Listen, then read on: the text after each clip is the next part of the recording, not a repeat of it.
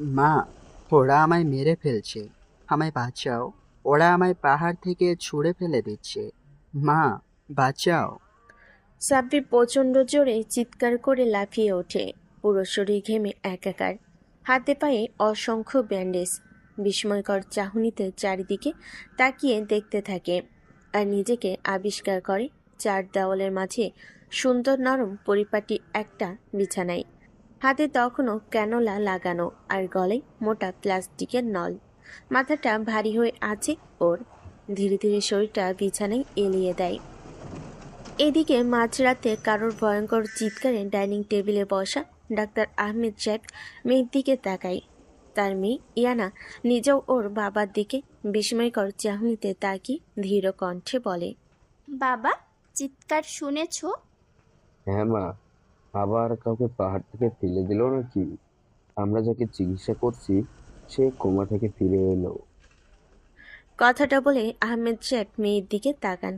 ইয়ানাও ওর বাবার দিকে তাকিয়ে ডাইনিং টেবিল ছেড়ে দৌড়ে দ্বিতীয় তলায় যায়।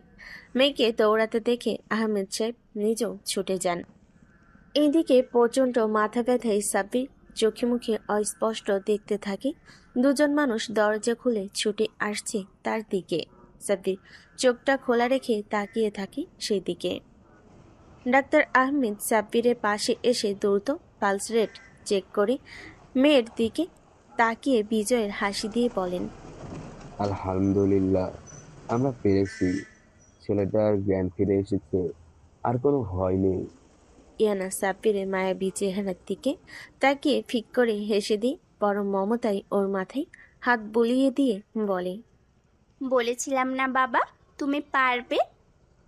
তোর এত পরিশ্রম, এত রাত না জেগে সেবা করাই ছেলেটাকে আল্লাহ ফিরিয়ে দিয়েছে রে মা।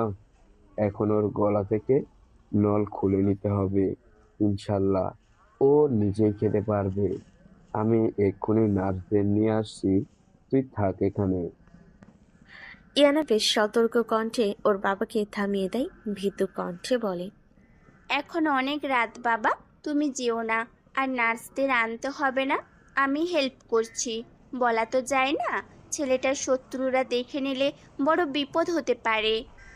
ঠিক বলছিস তুই মা।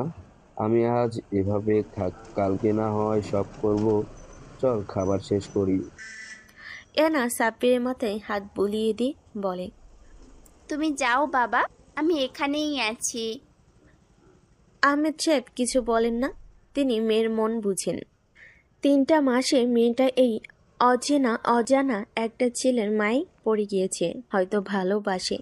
তিনি আর ওসব না ভেবে বেরিয়ে যান ঘর থেকে। এদিকে কোমল হাতের ছোঁয়া পেয়ে সাব্বিরের মাথা ব্যথা বেশ কমে যায়। চোখের সামনে স্পষ্ট ভেসে ওঠে ইয়ানার চেহারা। সাব্বির থমকে যায় ইয়ানাকে দেখে। ওর মনে হতে থাকে কোনো এক রাজার রাজকন্যা দাঁড়িয়ে আছে পাশে। উজ্জ্বল ফর্সা চেহারায় বাদামি চোখ আর ঘন লম্বা পাপড়ি ইয়ানাকে করে তুলেছে অনন্য। নাক টান টান সরু, ঠোঁট লালচে। সাব্বির বলতে ইচ্ছে করে, এই রাজকন্যা একটু হেসে চারপাশ আলোকিত করে দাও না। কোমর পর্যন্ত ঝরে পড়া লম্বা কালো চুল অপরূপ শোভা পেয়েছে। সাব্বির হাঁ করে ইয়ানাকে দেখতে থাকে, যা ইয়ানার চোখে পড়তেও ও আঁচড় দিয়ে মুখটা ঢেকে ফেলে। সাব্বির বেশ লজ্জিত হয়। চোখটা নামিয়ে নিয়ে সামনের দিকে তাকাতেই ইয়ানা কোকিল কণ্ঠে বলে ওঠে, আপনি এভাবে আমার দিকে তাকিয়ে আছেন কেন জনাব? লজ্জা নেই বুঝি আপনার? সাব্বির কিছু বলতে গিয়েও বলতে পারে না, গলায় ঢুকানো নলের কারণে। করুণ চোখে তাকাই সাব্বির ইয়ানার দিকে। ইয়ানা ফিক করে হেসে মুখ থেকে আঁচলটা সরিয়ে দিয়ে বলে, আপনি প্রথম পুরুষ যে আমার বাবা ছাড়া আমার চেহারা দেখলেন। আপনাকে কথা বলতে হবে না, শুধু শুনুন। 3টা মাস আপনি কোমায় ছিলেন। এই 3 মাস আমাদের বাবা মেয়েকে জ্বালিয়েছেন খুব। সুস্থ হন, সব কিছু শোধ তুলব। সাব্বির মুচকি হাসে। ইয়ানা সেই হাসি প্রেমে পড়ে যায় আর মনে মনে ভাবি, এত সুন্দর কোনো ছেলের হাসি হয়? এই কিউট ছেলেটাকে না দেখলে বুঝতামই না। কথাগুলো ভাবনার সময় হুট করে সে বাঁকা চোখে তাকিয়ে বলে, এই তুমি প্রেম করো বা বউ নেই তো তোমার? সাব্বির আবারও মুচকি হেসে মাথায় দুপাশে নাড়িয়ে নাসূচক জবাব দেয়। ইয়ানা খুশিতে গদগদ হয়ে ইনানের গাল টেনে দিয়ে বলে, বহুত কথা আছে, জমে আছে আমার মনে জনাব। আর কয়টা দিনের অপেক্ষা, পুরোপুরি সুস্থ হয়ে উঠবেন আপনি। এখন চুপচাপ ঘুমানোর চেষ্টা করুন, কালকে আপনার ছোট্ট একটা অপারেশন হবে। কথাটা বলে ইয়ানা সাব্বিরের মাথায় হাত বুলিয়ে দিতে থাকে। মোটা ব্যান্ডেজের উপর দিয়েও সাব্বির তা অনুভব করে শিশুর মতো ঘুমিয়ে পড়ে। ইয়ানো সাব্বিরকে ঘুমিয়ে যেতে দেখে ওর কপালে ঠোঁট ছুঁয়ে দিয়ে চলে যায় নিজের ঘরে। পরের দিন সকাল 10টা, সাব্বিরের ঘুমের মাঝে ডক্টর আহমেদ সেন্সলেস করে অপারেশন করে গলা থেকে কৃত্রিম খাবার খাওয়ার নলটা খুলে ফেলে, সাথে পায়ের প্লাস্টার, হাতের প্লাস্টারও খুলে দেয়। ইয়ানা সারাটার সময় দাঁড়িয়ে থেকে সাব্বিরের মাথার পাশে। ডাক্তার আহমেদ সব কাজ শেষ করে নার্সদের নিয়ে বেরিয়ে যান। ইয়ানা বেডের পাশে বসে চোখটা বুজে ফেলে। বিকেল 3টা, সাব্বিরের জ্ঞান ফিরে আসে। ধীরে ধীরে চোখ মেলে তাকিয়ে চারিদিকে তাকাতে গিয়ে চোখ পড়ে ইয়ানার দিকে। ওর মনে হয় যেন কোনো ঘুমন্ত পরীকে দেখছে। শরীরটা বেশ হালকা অনুভব করে। হাতে পায়ে ব্যান্ডেজ নেই, গলায় ঢুকিয়ে রাখা মোটা নল খুলে ফেলেছে, তবে গলার মধ্যে কিছু একটা গুজে রাখা। কথা বের হচ্ছে না দেখে সাব্বির সাহস করে ইয়ানার হাত স্পর্শ করতেই ইয়ানা লাফিয়ে ওঠে, সাব্বিরের দিকে তাকায়। সাব্বির মুচকি হেসে ইশারায় বোঝায়। কি হয়েছে মিস, এমন চমকে উঠলেন যে? ইয়ানা সাব্বিরের পাশে বসে ওর ডান হাতটা নিজের হাতের মুঠোয় নিয়ে ইয়ানা বুঝায়। কিছুই হয়নি জনাব, এমনি একটু ভয় পেয়ে গিয়েছিলাম। সাব্বির মুচকি হাসে। ইয়ানাও সেই হাসির সাথে তাল মিলিয়ে হাসে। দেখতে দেখতে আরও 1 মাস কেটে যায়। সাব্বির গলা থেকে তুলোগুলো বের করে দেন ডক্টর আহমেদ, সাথে মাথায় ব্যান্ডেজটাও খুলে দিয়ে বলেন, ইয়াং ম্যান, তুমি খুব ভাগ্যবান। এত উঁচু পাহাড় থেকে পড়েও তুমি বেঁচে গিয়েছো। আল্লাহ নিজ হাতে তোমায় বাঁচিয়ে দিয়েছেন। সাব্বির কোমল কণ্ঠে বলে, আমার কি হয়েছিল স্যার? আমাকে আপনি পেলেন কিভাবে? রোজকার মতো ডিউটি শেষ করে মেয়েকে নিয়ে হসপিটাল থেকে ফিরলাম। রাত তখন 11টা। শুনশান নীরবতা ভেদ করে এগিয়ে চলেছি আমরা। এমন সময় হুট করে আমাদের গাড়ির সামনে কিছু একটা পড়ে। আমার মেয়ের গাড়ির হেডলাইটের আলোয় তোমাকে দেখি। পাহাড়ের ওই পাথুরে মাটি আর গাছের আঘাতে তোমার শরীর প্রায় ছিন্ন ভিন্ন হয়ে গিয়েছিল। 2 পাটা হাত ভেঙে গিয়েছিল। তবে সবচেয়ে বেশি আঘাত লেগেছিল মাথায়। খুলি ফেটে গিয়েছিল। তবে তোমার ভাগ্য ভালো, ব্রেনে তেমন ক্ষতি হয়নি। কিছুটা রক্তক্ষরণে তুমি কোমায় চলে গিয়েছিলে। শুধু তাই নয়, তোমাকে আমরা হসপিটালে নিতে পারিনি, কেননা তোমার কোমরে গুজে রাখা ছিল রিভলভার। আমরা ভয় পাই, আশঙ্কা করি তুমি মাফিয়াদের কেউ বা তোমার শত্রু অনেক, তাই বাড়িতেই আমরা অপারেশন করি তোমার। বাকিটা আল্লাহর ওপর ছেড়ে দিয়েছিলাম। অসংখ্য ধন্যবাদ। আপনাদের এই ঋণ আমি কোনো দিন শোধ করতে পারবো না। ঋণ শোধ করতে হবে না। আমার মেয়েকে কষ্টের দামটা দাও। আমার মা মরা পাগলি মেয়েটা 4টা মাস তোমায় কঠোর সেবা যত্ন করেছে। আমরা সব ডাক্তাররা হাল ছেড়ে দিলেও আমার মা ইলনা হাল ছাড়েনি। পাগলিটা তোমার দেখাশোনা করতে গিয়ে নিজের মনটাই হারিয়ে ফেলেছে। বাবার এমন কথাই ইয়ানা লজ্জা পেয়ে দ্রুত ওর বাবার মুখটা চেপে ধরে। ডাক্তার আহমেদ মেয়ের মাথায় হাত বুলিয়ে দিয়ে বলেন, পাগলি, যা বলার সরাসরি বলতে হয়। বাবা সাব্বির, তুমি আমার মেয়েকে বিবাহ করে নাও। মেয়েটা খুব ভালো, তোমরা সুখী হবে। সাব্বির ইয়ানার দিকে এক পলক তাকায়।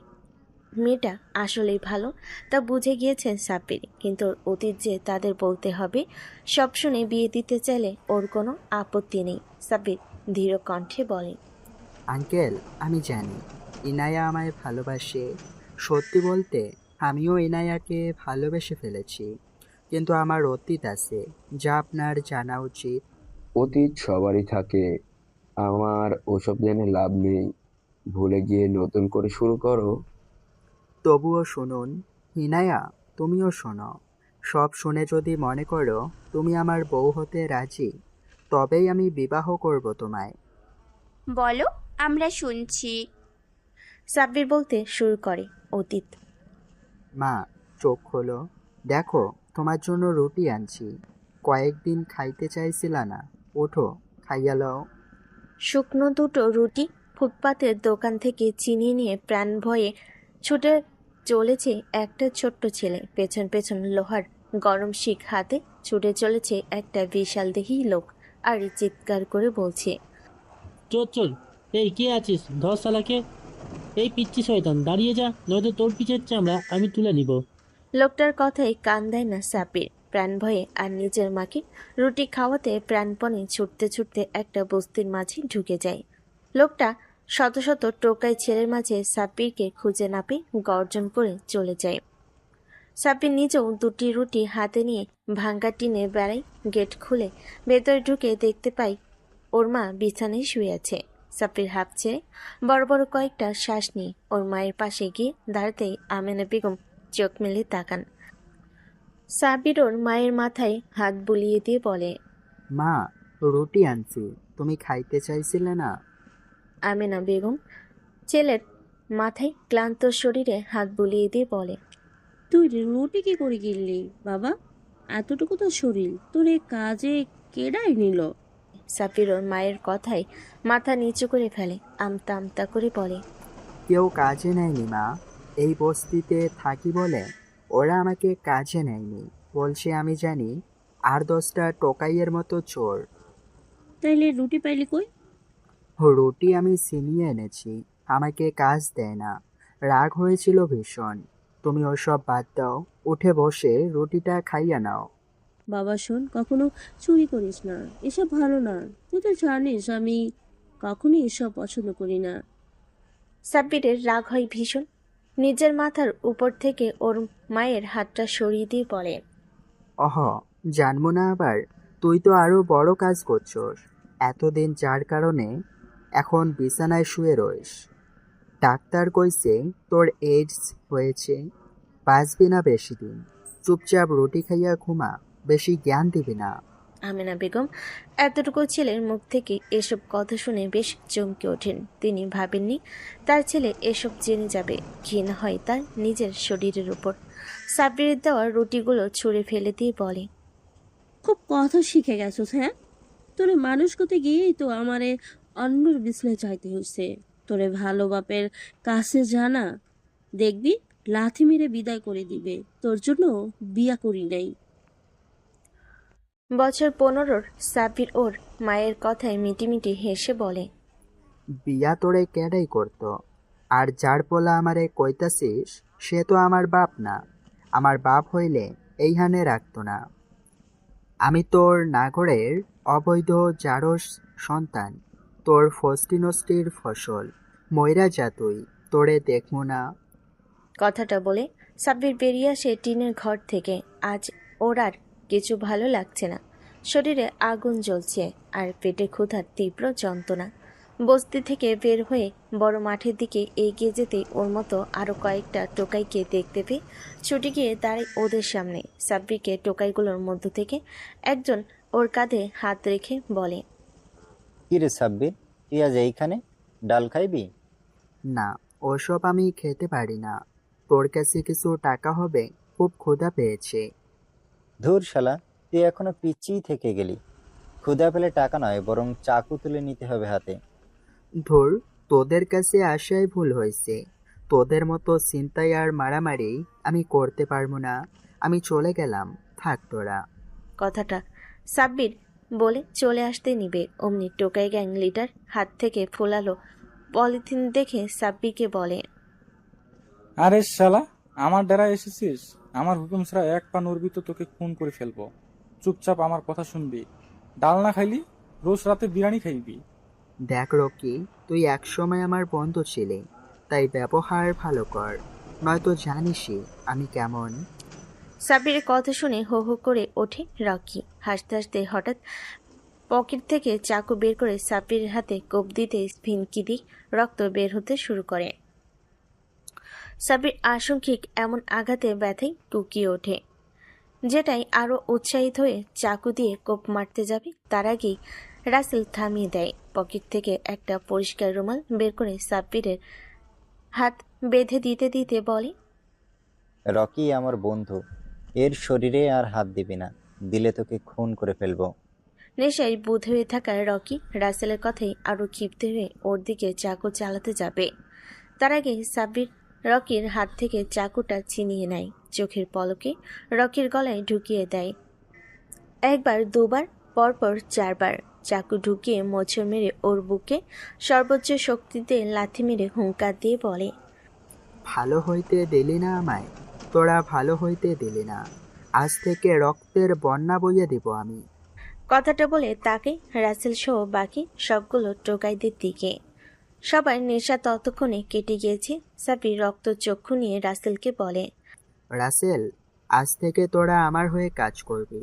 আজ থেকে পুরো শহর কাঁপবে একটাই নামে, সাব্বির ভাই। রাসেল সাব্বিরের এমন চাহনি দেখে বেশ ভয় পায়। ভয়ে ভয়ে বলে, কিন্তু তুই খুন করে ফেললি সাব্বির। আমরা এতগুলো দিন মোহাম্মদপুরে ছিনতাই করছি, কখনোই খুন করার সাহস পাইনি, আর তুই প্রথম দিনেই রকিকে ভয়ঙ্করভাবে মেরে দিলি। সাব্বির খিলখিল করে হেসে বলে, এটা কেবল শুরু রাসেল, দিন যাবে আমরা আরো ভয়ঙ্কর হব। চল, লাশটাকে বুড়িগঙ্গা নদীতে ভাসিয়ে দিয়ে আসি। এই, তোরাও হাত লাগা, আজ থেকে তোরা আমারই লোক। সাব্বিরের কথার উপর ওরা আর কথা বলার সাহস পায় না। ধরাধরি করে রকির প্রাণহীন দেহটাকে তুলে নিয়ে গিয়ে ফেলে দেয় বুড়িগঙ্গা নদীর কালো পানিতে। লাশ ফেলে দিয়ে গলির মোড়ে ছোট্ট একটা ভাঙ্গা দোকানের মাঝে বসে সাব্বির, রাসেল আর ওর সঙ্গপঙ্গ। সাব্বির পেটে হাত দিয়ে খানিকক্ষণ চুপ করে থেকে বলে, ক্ষুধা, ভীষণ ক্ষুধা লেগেছে রাসেল। বাড়িতে মা অসুস্থ, বেশি দিন বাঁচবে না। সকালে 2টো রুটি চুরি করছিলাম, মা খায়নি, বলে কিনা চুরি করা ভালো না। অথচ সে রোজ নতুন নতুন নাগরের বিছানায় যেত, টাকা পেত, আমাকে না খাইয়ে রেখে নিজে কাপড়, তেল, সাবান কিনত। আর আমি কিনা ওর জন্য রুটি চুরি করতে গেলাম। সাব্বির, সে যতই খারাপ হোক, তোর তো জন্ম দেওয়া মা। আমাদের দেখ, কপালটা খুবই খারাপ। আমাদের মাকে জানি না, আর বাবা সে তো কল্পনাতেও আসে না। তোরা এতদিন কি করতি বলতো? তোদের কখনোই তো না খেয়ে থাকতে দেখিনি, চুরি করতি তোরা। রাসেল কিছু বলার আগেই পাশ থেকে ফয়েজ বলে ওঠে, না ভাই, আমরা ছিনতাই করতাম নানা উপায়ে, সেই সাথে দিনের বেলা ডাস্টবিনে খাবার খুঁজতে গিয়ে যাদের লাথি উষ্টা খেতাম, রাত হলে ওদের খুঁজে বের করে টাকা ছিনিয়ে নিয়ে প্রতিশোধ নিতাম। সাব্বাস, এটাই তো আমি চাই। চল না ফয়েজ, আমার সাথে আজকে সকালে আমাকে ধাওয়া দেওয়া ওই দোকানদারকে আচ্ছা মতো পিটিয়ে আসি। খুব দৌড়ানি দিয়েছে, ধরতে পারলে খুন করে দিত। তাই নাকি? ওর এত সাহস? চল, এক্ষুনি ফয়েজ দোকানের নিচ থেকে অস্ত্রগুলো বের করে নিয়ে আয়। কথাটা বলে রাসেল সাব্বিরকে নিয়ে ভাঙ্গা দোকান থেকে বের হয় আর ফয়েজ দোকানের নিচ থেকে একটা ব্যাগ বের করে। সঙ্গে সঙ্গে রাসেল এগিয়ে গিয়ে বড় একটা রামদা বের করে সাব্বিরের হাতে দিয়ে বলে, এটা তুই রাখ, বিপদ দেখলেই সরাসরি কোপ দিবি, ভয় পাবি না। রকিকে যেমন শেষ করে দিয়েছিস, আমি আশা করি তুই ভয় পাবি না। চল বের হই। কথাটা বলে রাসেল সামনে হাঁটতে থাকে। সাব্বির রামদাটা ভালোভাবে ঘুরিয়ে নেড়েচেড়ে দেখে, মনে মনে বলে, হা হা হা হা, রাস্তায় টোকাই থেকে আজ আমি মোহাম্মদপুরের ছিনতাইকারী। কথাগুলো ভাবতে ভাবতে সাব্বির চলে আসে সকালের সেই মুদিখানার দোকানে। দোকানটার অর্ধেক শাটার নামানো। রাসেল সাব্বিরকে বলে, সাব্বির, কি করবি? দুজন বাহিরে থাক, আর ফায়েজ, রাসেল, তোরা আমার সঙ্গে ভেতরে চল। শালার মুন্ডু কেটে আজ আমি ফুটবল খেলবো। কথাটা বলে সাব্বির শাটারের নিচ দিয়ে দোকানের ভিতর ঢুকতে চোখ পড়ে দোকানদারের উপর। নিজের হাতে নিজেই ইঞ্জেকশন দেওয়ার চেষ্টা করছে। এমন সময় হুট করে সাব্বিরকে দেখে চমকে উঠে চিৎকার করতে যাবে, অমনি সাব্বির রামদা তাক করে ঠোঁটে আঙ্গুল দিয়ে বলে, চুপ, একটা সাউন্ড করবি তো খুন করে পুঁতে রেখে যাব। শালা, চিনিস নি আমায়? সকালে দুটো রুটি নিয়ে পালিয়েছিলাম বলে চোর চোর করে আমায় দৌড়ানি দিয়েছিলি। তখন তোর সময় হলেও এখন রাত, এটা আমার সময়। বল, তোর কোন কোন অংশ কেটে নামিয়ে দিব? ভাইয়ের সাথে আমারও কিছু হিসাব বাকি আছে। আমিও এর পকেট মারতে গিয়ে ধরা খেয়ে গিয়েছিলাম, তখন ভীষণ মেরেছিল আমায়। হিসাব পরে করব। দেখ না, শালা কেমন নিজের হাতেই ডাক্তারদের মতো ইনজেকশন করছে। রাসেল সাব্বিরের কথা শুনে খিক খিক করে হেসে বলে, তোর বেটা, ও ডাক্তারি করছে না, ড্রাগস নিচ্ছে নিজের শিরায়। এগুলো বেশ ভয়ঙ্কর, একটু এদিক ওদিক হলেই খতম। এগুলো বিক্রি কে করে? কাশেম বাঘা, ওই তো পুরো মোহাম্মদপুরে সব ড্রাগস সাপ্লাই দিয়ে থাকে। শালার অনেক পাওয়ার, ওর আন্ডারে অনেক দিন কাজ করছি। আমাদের ওর সঙ্গেই প্রয়োজন রাসেল। ক্ষমতাবানদের সাথে থাকলে নিজেও ক্ষমতাবান হব।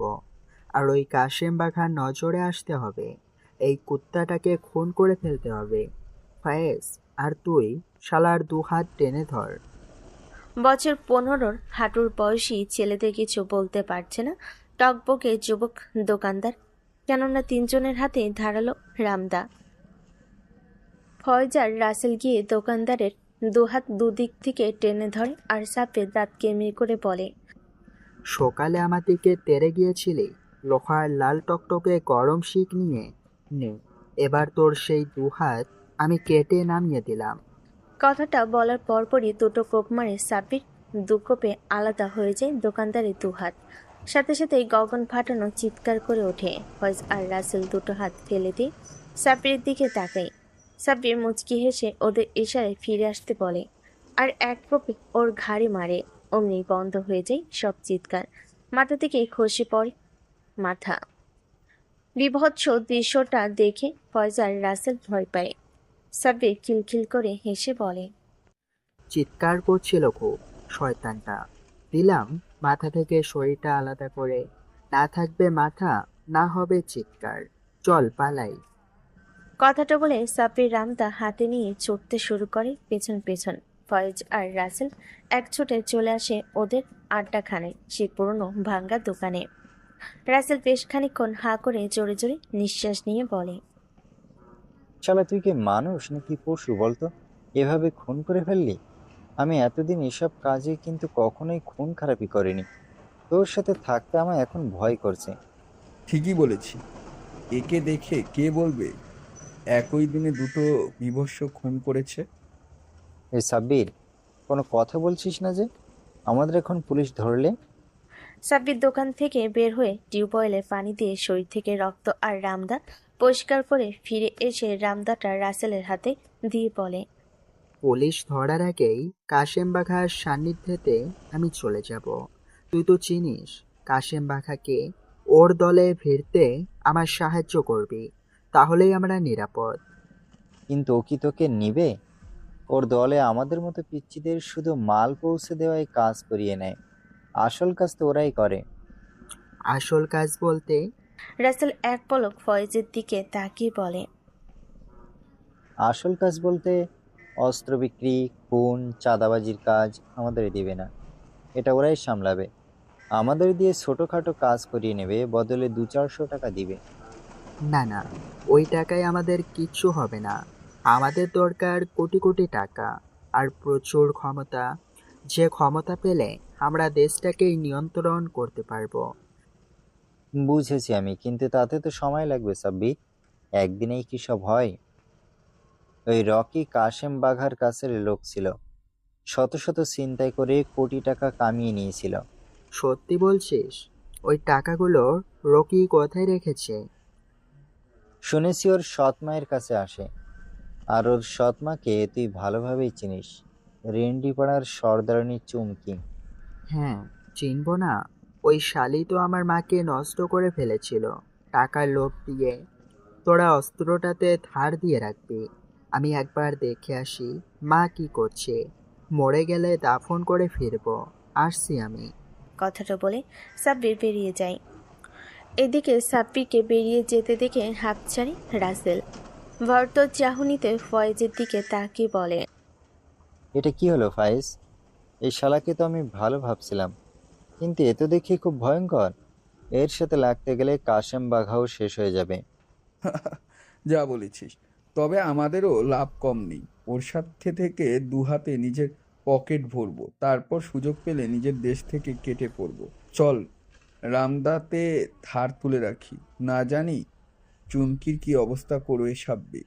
সন্ধ্যা থেকে বেশ বৃষ্টি হয়েছে, যার কারণে পুরো বস্তি কাদা কাদা। নোংরা ময়লার আবর্জনার উপর দিয়ে ঘরগুলোর মাঝে এক বিচ্ছিরি গন্ধ। নাক চেপে ধরে সাব্বির ওর ঘরে ঢুকতে চোখ পড়ে বিছানায় শুয়ে থাকা ওর মায়ের উপর। চোখগুলো বড় বড় করে তাকিয়ে আছে টিনের চালের দিকে। দেখতে বেশ ভয়ঙ্কর লাগছে। সাব্বির ভয় পায়, তবু এগিয়ে গিয়ে ওর মায়ের শরীরে হাত দিতে চমকে ওঠে। বরফের মতো শীতল হয়ে গিয়েছে আমিনা বেগমের শরীর। সাব্বিরে কেন জানি কান্না পায় না, স্বাভাবিকভাবেই দুবার ডাকে, মা, ও মা, তুই কি মারা গিয়েছিস?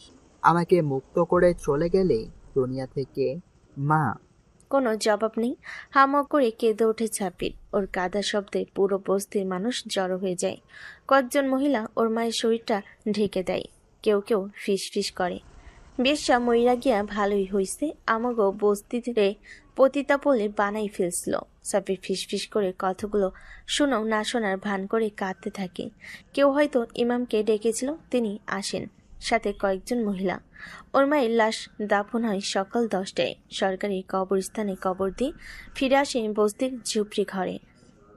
আর এসেই থমকে যায়, পুরো ঘর ফাঁকা। ওর মায়ের কেনা দামি দামি শাড়ি গহনা কিচ্ছু নেই, সব লুট করে নিয়ে গিয়েছে বস্তির মহিলাগুলো। সাব্বির কিলকিল করে হেসে ঘর থেকে বের হয়ে চিৎকার করে বলে, আমার মায়ের শেষ স্মৃতিটুকু যারা লুট করে নিয়ে গিয়েছিস, তারা মনে রাখবি, সময় বদলাবে, আমি ফিরে এসে তোদের সব কিছু লুটে নিব, এমনকি তোদের সুন্দর দেহকেও। কথাগুলো বলে হনহন করে চলে আসি নতুন ঠিকানায়, ভাঙ্গা দোকান ঘরে। আধ ঘুমে থাকা রাসেল আর ফয়েজ আরও কারো আগমনে ধরফরিয়ে উঠে বসে। সাফি দু চোয়াল শক্ত করে আগুন ঝরানো চোখে ওদের দিকে তাকিয়ে বলে, তোদের বলেছিলাম অস্ত্রতে ধার তুলে রাখতে, রেখেছিস তো? জি বস, সব রেডি করে রেখেছি, শুধু মুরগি ধরবেন আর কেটে টুকরো টুকরো করবেন। সাব্বির হঠাৎ মেঝেতে বসে ফুপি কেঁদে ওঠে। সাব্বিরকে কাঁদতে দেখে রাসেল আর ফয়েজ বেশ চমকে যায়। রাসেল এগিয়ে এসে সাব্বিরের পাশে বসে ওর মাথায় হাত রেখে বলে, সাব্বির, এই সাব্বির কাঁদছিস কেন? কিছু হয়েছে? সাব্বির রাসেলকে দু হাতে শক্ত করে জড়িয়ে ধরে কাঁদতে কাঁদতে বলে, আমার মা আর নেই রাসেল, বাসায় গিয়ে দেখি মরে গিয়েছে। মা, আমায় ক্ষমা করে দিত, তোমাকে অনেক খারাপ কথা শুনিয়েছি। মা, আমায় তুমি ক্ষমা করে দিও, তোমাকে অনেক খারাপ কথা শুনিয়েছি।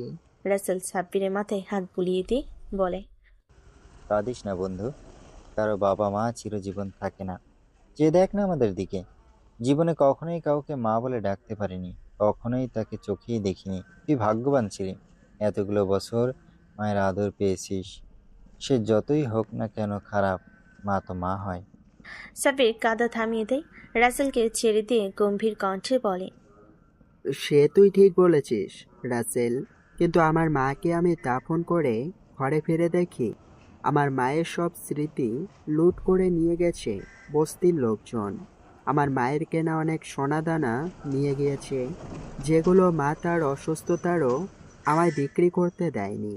চুরি করতে হয়েছে, না খেয়ে দিন কাটাতে হয়েছে, আর সেগুলোই কিনা বস্তির চোরগুলো নিয়ে গেল।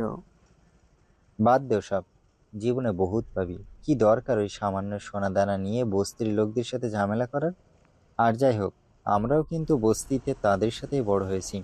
হ্যাঁ, বড় হয়েছি, কিন্তু রাসেল ভেবে দেখ, সাব্বির ওর মায়ের শেষ স্মৃতিটুকু রাখতে পারেনি। অমন পাষাণ লোককে তো জাস্ট খুনই করে ফেলা উচিত। তুই ঠিক বলেছিস ফায়েজ, আমার মনও বলছে ওদের কেটে টুকরো টুকরো করে ফেলি, কিন্তু আমার হাত পা বাঁধা, আমার লোকজন নেই। তুই আর রাসেল আমার ডান হাত, বাইরে গিয়ে দেখ, ওই 3-4টা চেলা দিয়ে হবে না, আমাদের লোক দরকার, প্রচুর লোক। এটা কোনো ব্যাপার হলো বস? আপনি টাকা দিবেন, আমি শত শত লোক জোগাড় করে এনে দিব। সবাই টাকা চেনে। না, টাকা দিয়ে লোক আনা গেলেও গ্যাং চালানো যাবে না। ওরা যে কোনো সময় টাকার জন্য পল্টি নিবে। আমাদের দরকার বিশ্বস্ত লোক, ঠিক তাহলে আমি আমাদের আজই মতোই বেরিয়ে পড়ছি পথের বস। টোকাই। আমার শত শত বন্ধু চেনা আছে। পুরা ঢাকা শহরে ওরা চিটারের হিসাবে পরিচিত। ওদের ডেকে আনি। যা, নিয়ে আয়। তবে তোকে একটা কথা বলি, আমাকে হয় বন্ধু বলবি নয়তো বস। শালা তুই তো দেখছি একের বার এক এক নাম দিয়ে ডাকছিস। তুই আমার বন্ধু হলেও তোকে আজ থেকে আমি বস বলেই ডাকবো। রাসেল, আমি বের হচ্ছি, কিছু টাকা দে। একটা ট্রাক ভাড়া করে সবগুলো খুঁজে খুঁজে তুলে নিয়ে আসবো। ধুরবাল, আমার কাছে টাকা থাকলে কি এমনি শুকনো মুখে বসে থাকতাম? বিড়ি খাইনি আর সারাদিন। আমাদের আগের টাকা দরকার। অত লোক এনে খাওয়াবি কি? টাকা আছে তোর? রাসেলের কথা শুনে সাব্বির বেশ খানিকক্ষণ চুপ করে ভাবে, তারপর উঠে গিয়ে ফয়েজকে বলে, রাসেল রাসেল ঠিকই বলেছে ফায়েজ, আমাদের দরকার টাকা। গত রাতে বলেছিলি না ওই রকির কোটি কোটি টাকা ওর সৎমা চুমকির কাছে আছে। হ্যাঁ বলছিলাম, কেন বলতো? চল চুমকিকে আকাশের তারা বানিয়ে টাকাগুলো লুট করে আনি, তাহলেই তো আমাদের আর টাকার অভাব থাকবে না। তাই তো, এটা তো আমার মাথায় আসেনি। চলো, শাকিলকে নিয়ে আজ ফুটবল খেলবো। খুব দেমাগ ওই শালির, বুঝলি? আমাদের উঠতে বসতে মেয়ের দলে করে নিয়েছে। ওর ওর সব লুট করব। রাসেল ভুরুকুচকে ফয়েজের দিকে তাকিয়ে বলল, ফয়েজ, তোর কণ্ঠে কেমন যেন রহস্য লুকিয়েছে। তুই কি শালিকে খেয়ে দেওয়ার ধান্দায় আছিস? ফয়েজ খ্যাক খ্যাক করে হেসে বলে, খেয়ে দিলে সমস্যা কই? বহুদিনের নজর আমার। একটু মধু খাবো। চল তো এখন। ওই রকির বাচ্চার জন্য কিছু বলতে পারি না। আজ আর সুযোগ ছাড়বো না। কথাটা বলে ফয়েজ বের হয় দোকান থেকে। পেছন পেছন রাসেলও বের হয়ে যায়।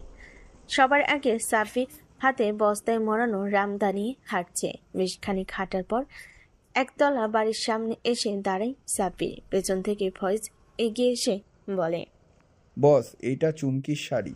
শালি মেয়েবাজি করে বেশ মোটা টাকা কামিয়েছে। আমাদের জন্যই কামিয়েছে। শালিকে ডাকতে। আর বাড়ির মধ্যে কেউ নেই তো?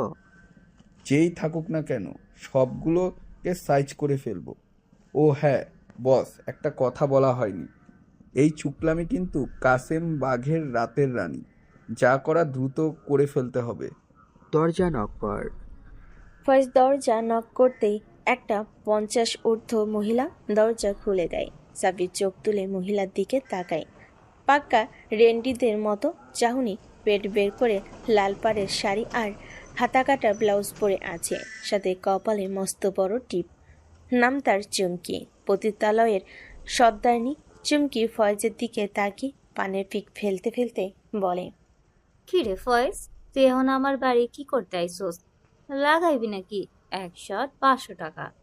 বুড়ি, কি বলি সেইগুলো? তোর পোলা জানলে আমায় মাইরে ফেলবে। শোন, তোকে একজনের সঙ্গে পরিচয় করিয়া দিব। কথাও কইবি ওর লগে। হ, ক্যাডাই দেখাই দে। আর রকি গেছে কই জানিস নাকি? 2 দিন হলো বাড়ি আসেনি। সে পরে কমুনি। বস এগিয়ে আসেন। বুড়ি চল, তোর ঘরে যাই। রাস্তায় দাঁড়িয়ে কথা বলা যায় নাকি? ঘরে লইয়া যাহু, তবে তোদের মতো এমন জন মরদ আমি একেবারে লইতে পারুম না। বয়স হয়ে গেছে। সাব্বির বেশ ক্ষিপ্ত হয়ে ওঠে। রাসেল সাব্বিরকে ইশারায় চুপ থাকতে বলে। চুমকি পেছন পেছন বাড়ির ভিতর ঢুকে পড়ে। দরজাটা ভালো করে লাগিয়ে দিয়ে হঠাৎ রাসেল বলে ওঠে, চুমকি বুড়ি, রকির টাকা পয়সা কোথায় লুকাই রাখছিস? বের করে আন গিয়ে। চুমকি কিছু বলতে যাবে, তার আগে সাব্বির বস্তার ভেতর থেকে রামদা বের করে ওর গলায় ঠেকে গম্ভীর কণ্ঠে বলে, তোর মতো নষ্টার শরীরে হাত দিতেও ঘৃণা লাগে আমাদের। আর তুই কিনা ভাবছিস তোর 500 টাকা দিয়ে ভোগ করব? আমরা আসছি তোকে টুকরো টুকরো করতে। চুপচাপ বল, তোর সৎ ছেলে রকির টাকা কোথায় লুকায় রাখছিস? চুমকি ফর্দ কণ্ঠে বলে, আমার সাইডে দে তোরা। আমার পোলা রকি জানতে পারলে তোকে বাঁচতে দিব না। আমার গলা থেকে দাও নামাইয়া চইলা যা।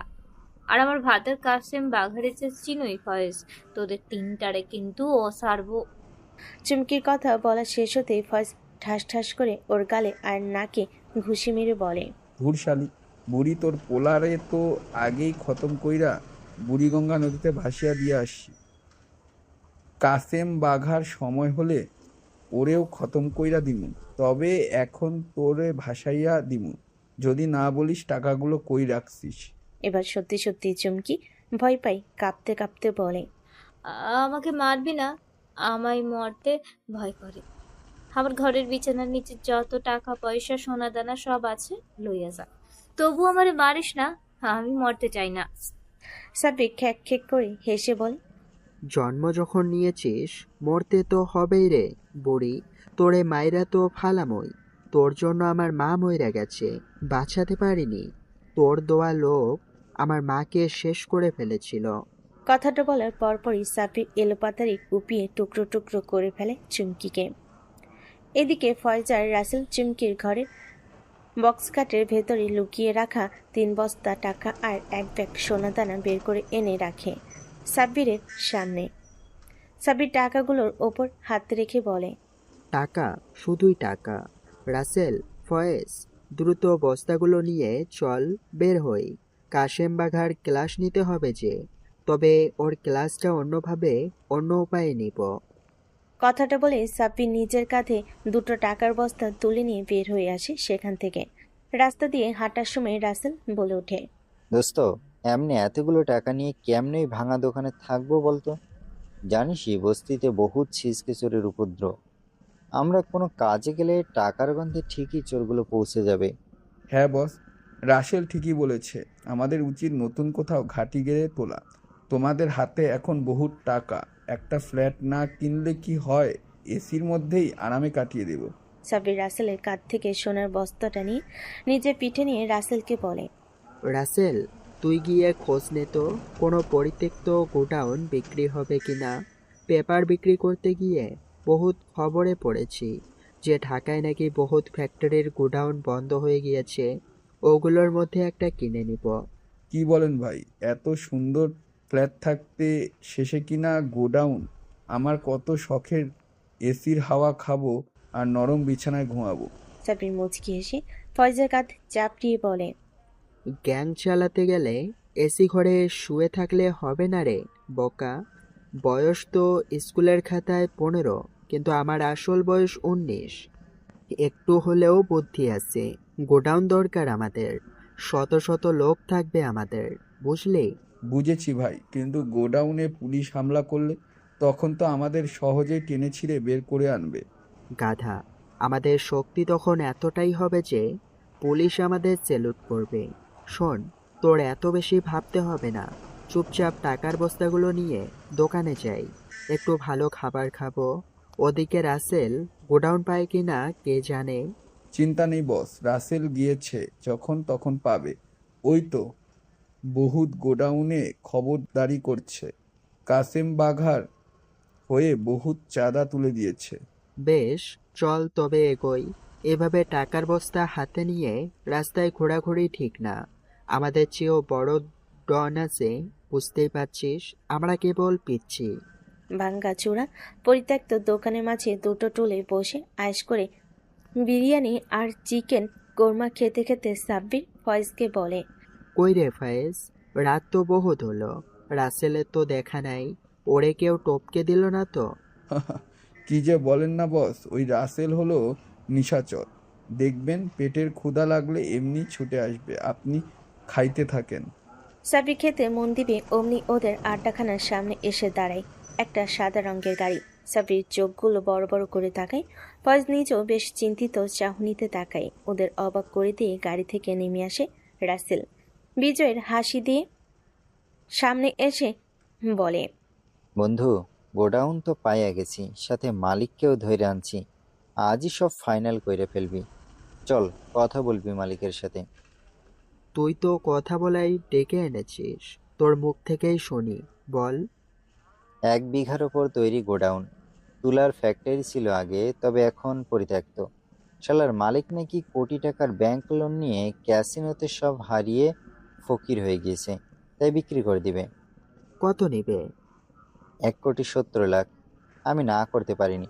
এত ভালো গোডাউন, কি বলবো। চারিদিকে কোনো কোলাহল নেই। পুলিশের হামলা হলেও আমরা সরাসরি নদী দিয়ে পালাতে পারবো। বেশ, তবে আমি তো টাকা গুনে দেখিনি কত আছে।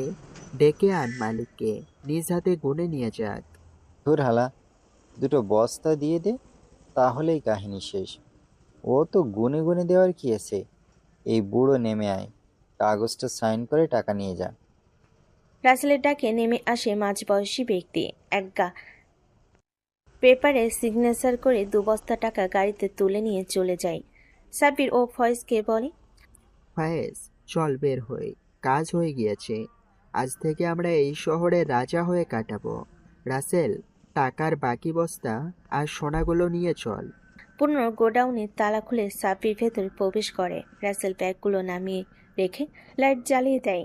সাব্বির চারিদিকে তাকিয়ে বেশ খুশি হয়, কেননা বাহিরে দেখতে রংচটা হলো, ভেতরে পুরো আধুনিক। এমন সময় রাসেল এগিয়ে এসে বলে, এই গোডাউনে আমি বেশ কয়েকদিন এসেছিলাম চাঁদা নিতে। শালায়ের মালিক সরকারকে ফাঁকি দিতে বাহিরে একদম নোংরা করে রেখেছিল।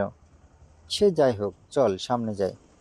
একবার শেষের দিকে 2 তলার মতো বানানো আছে লোহার পাত দিয়ে, ওখানেই তুই থাকবি। সাব্বির কথাটা না বাড়ি ওদের সাথে চলে আসে গোডাউনের শেষের দিকে, আর দেখে সত্যি লোহার সিঁড়ি আর পাশে 2টো রুম। সাব্বির সিঁড়ি বেয়ে উপরে উঠে একটা রুমে প্রবেশ করে। বেশ বড় ঘর, এসি, ফ্যান সহ সব ধরনের অত্যাধুনিক জিনিসপত্র রয়েছে। সাব্বির শরীরটা এলিয়ে দেয় নরম বিছানায়। ফার্স্ট টাকার বস্তাগুলো সাব্বিরের ঘরে রেখে দিয়ে বলে, বস, এবার তাহলে আমাকে টাকা দিন, আমি গাড়ি নিয়ে বেরিয়ে পড়ি। টোকাইগুলোকে বুঝিয়ে সুঝিয়ে এখানে আনি। এখন তো রাত 8টা বাজে, এটাই পারফেক্ট সময় ওদেরকে পাওয়ার।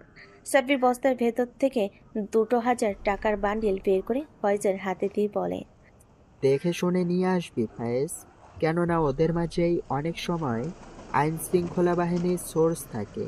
শালাগুলো পেছন থেকে ছুরি মেরে দিতে পারে। ওসব নিয়ে ভাববেন না বস, সবগুলো আমার পরিহিত। আপনি টাকা দিয়েছেন, এবার আমি আপনার লোকের যোগান দেব, শুধু আপনি শক্ত হাতে লিড দিবেন। সাব্বির হাতের ইশারে ফয়েজকে চলে যেতে বলে। তাকে রাসেলের দিকে। রাসেল সাব্বিরের তাকানো অর্থ বুঝতে পেরে বলে, দেখ সাব্বির, কাশেম বাঘাকে আমি কখনোই সেভাবে কাছে পাইনি। ওর ডান হাত কালুর মাধ্যমে কিছু অস্ত্র, মাদক এইসব পাচার করে দিতাম। ছোট ছিলাম, বুঝতেই পারছিস, কেউ সন্দেহ করতো না। বদলে আমি টাকা পেতাম। সাব্বির ভুরকুচকে বলে, তুই মিথ্যাও বলিস রাসেল। আমি জানি তুই কাশেম বাঘাকে খুব কাছ থেকে চিনিস। না চিনলে তুই কিভাবে ওর হয়ে চাঁদা আদায় করে দিতি শুনি। চুপচাপ আমাকে কাশেম বাঘার কাছে নিয়ে যাবি। আমি চাই ওর ডান হাত হয়ে যেতে। রাসেল মিথ্যা বলে ধরা পড়ায় চুপচাপ মাথা নিচু করে বলে, সরি দোস্ত, দেখি আমি চেষ্টা করব কাশেম ভাইকে তোর সাথে যোগাযোগ করে দিতে। ঠিক আছে, এখন তবে পাশের ঘরে গিয়ে বিশ্রাম নে। সারাদিন বহু ধকল গিয়েছে। এখন শরীরটা একটু বিছানায় না গড়িয়ে নিলে আমার চলবেই না। কথাটা বলে সাব্বির চোখের পাতা বন্ধ করে ফেলে। রাসেল নিজেও ঘরে চলে যায়। এইদিকে গাঢ় অন্ধকার গুদাম ঘরের 2য় তলায় বিশাল বড় লোহার ওপর বাঘের চামড়া দিয়ে আবৃত চেয়ারে বসে আছে একটা লোক। মাথায় টিম টিম করে জ্বলছে বাল্ব। চারিদিকে সিগারেটের ধোঁয়ায় গম গম করছে। এমন সময় লোকটা নড়ে বসে গম্ভীর কণ্ঠে বলে, কালু। কাশেম বাঘার ডাক শুনে ছুটে এসে দাঁড়ায় তার ডান হাত কালো। কালো কুচকুচে চেহারা, মাঝারি করণের কালো। কাশেম বাঘার সামনে হাঁটু ভাঁজ করে বলে, বলুন বস। এই কি হয়েছে রে?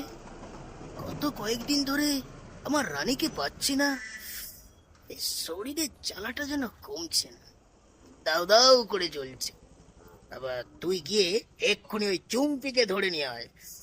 খালি আমার হাত থেকে কিছুতেই ছাড়া পাবে না।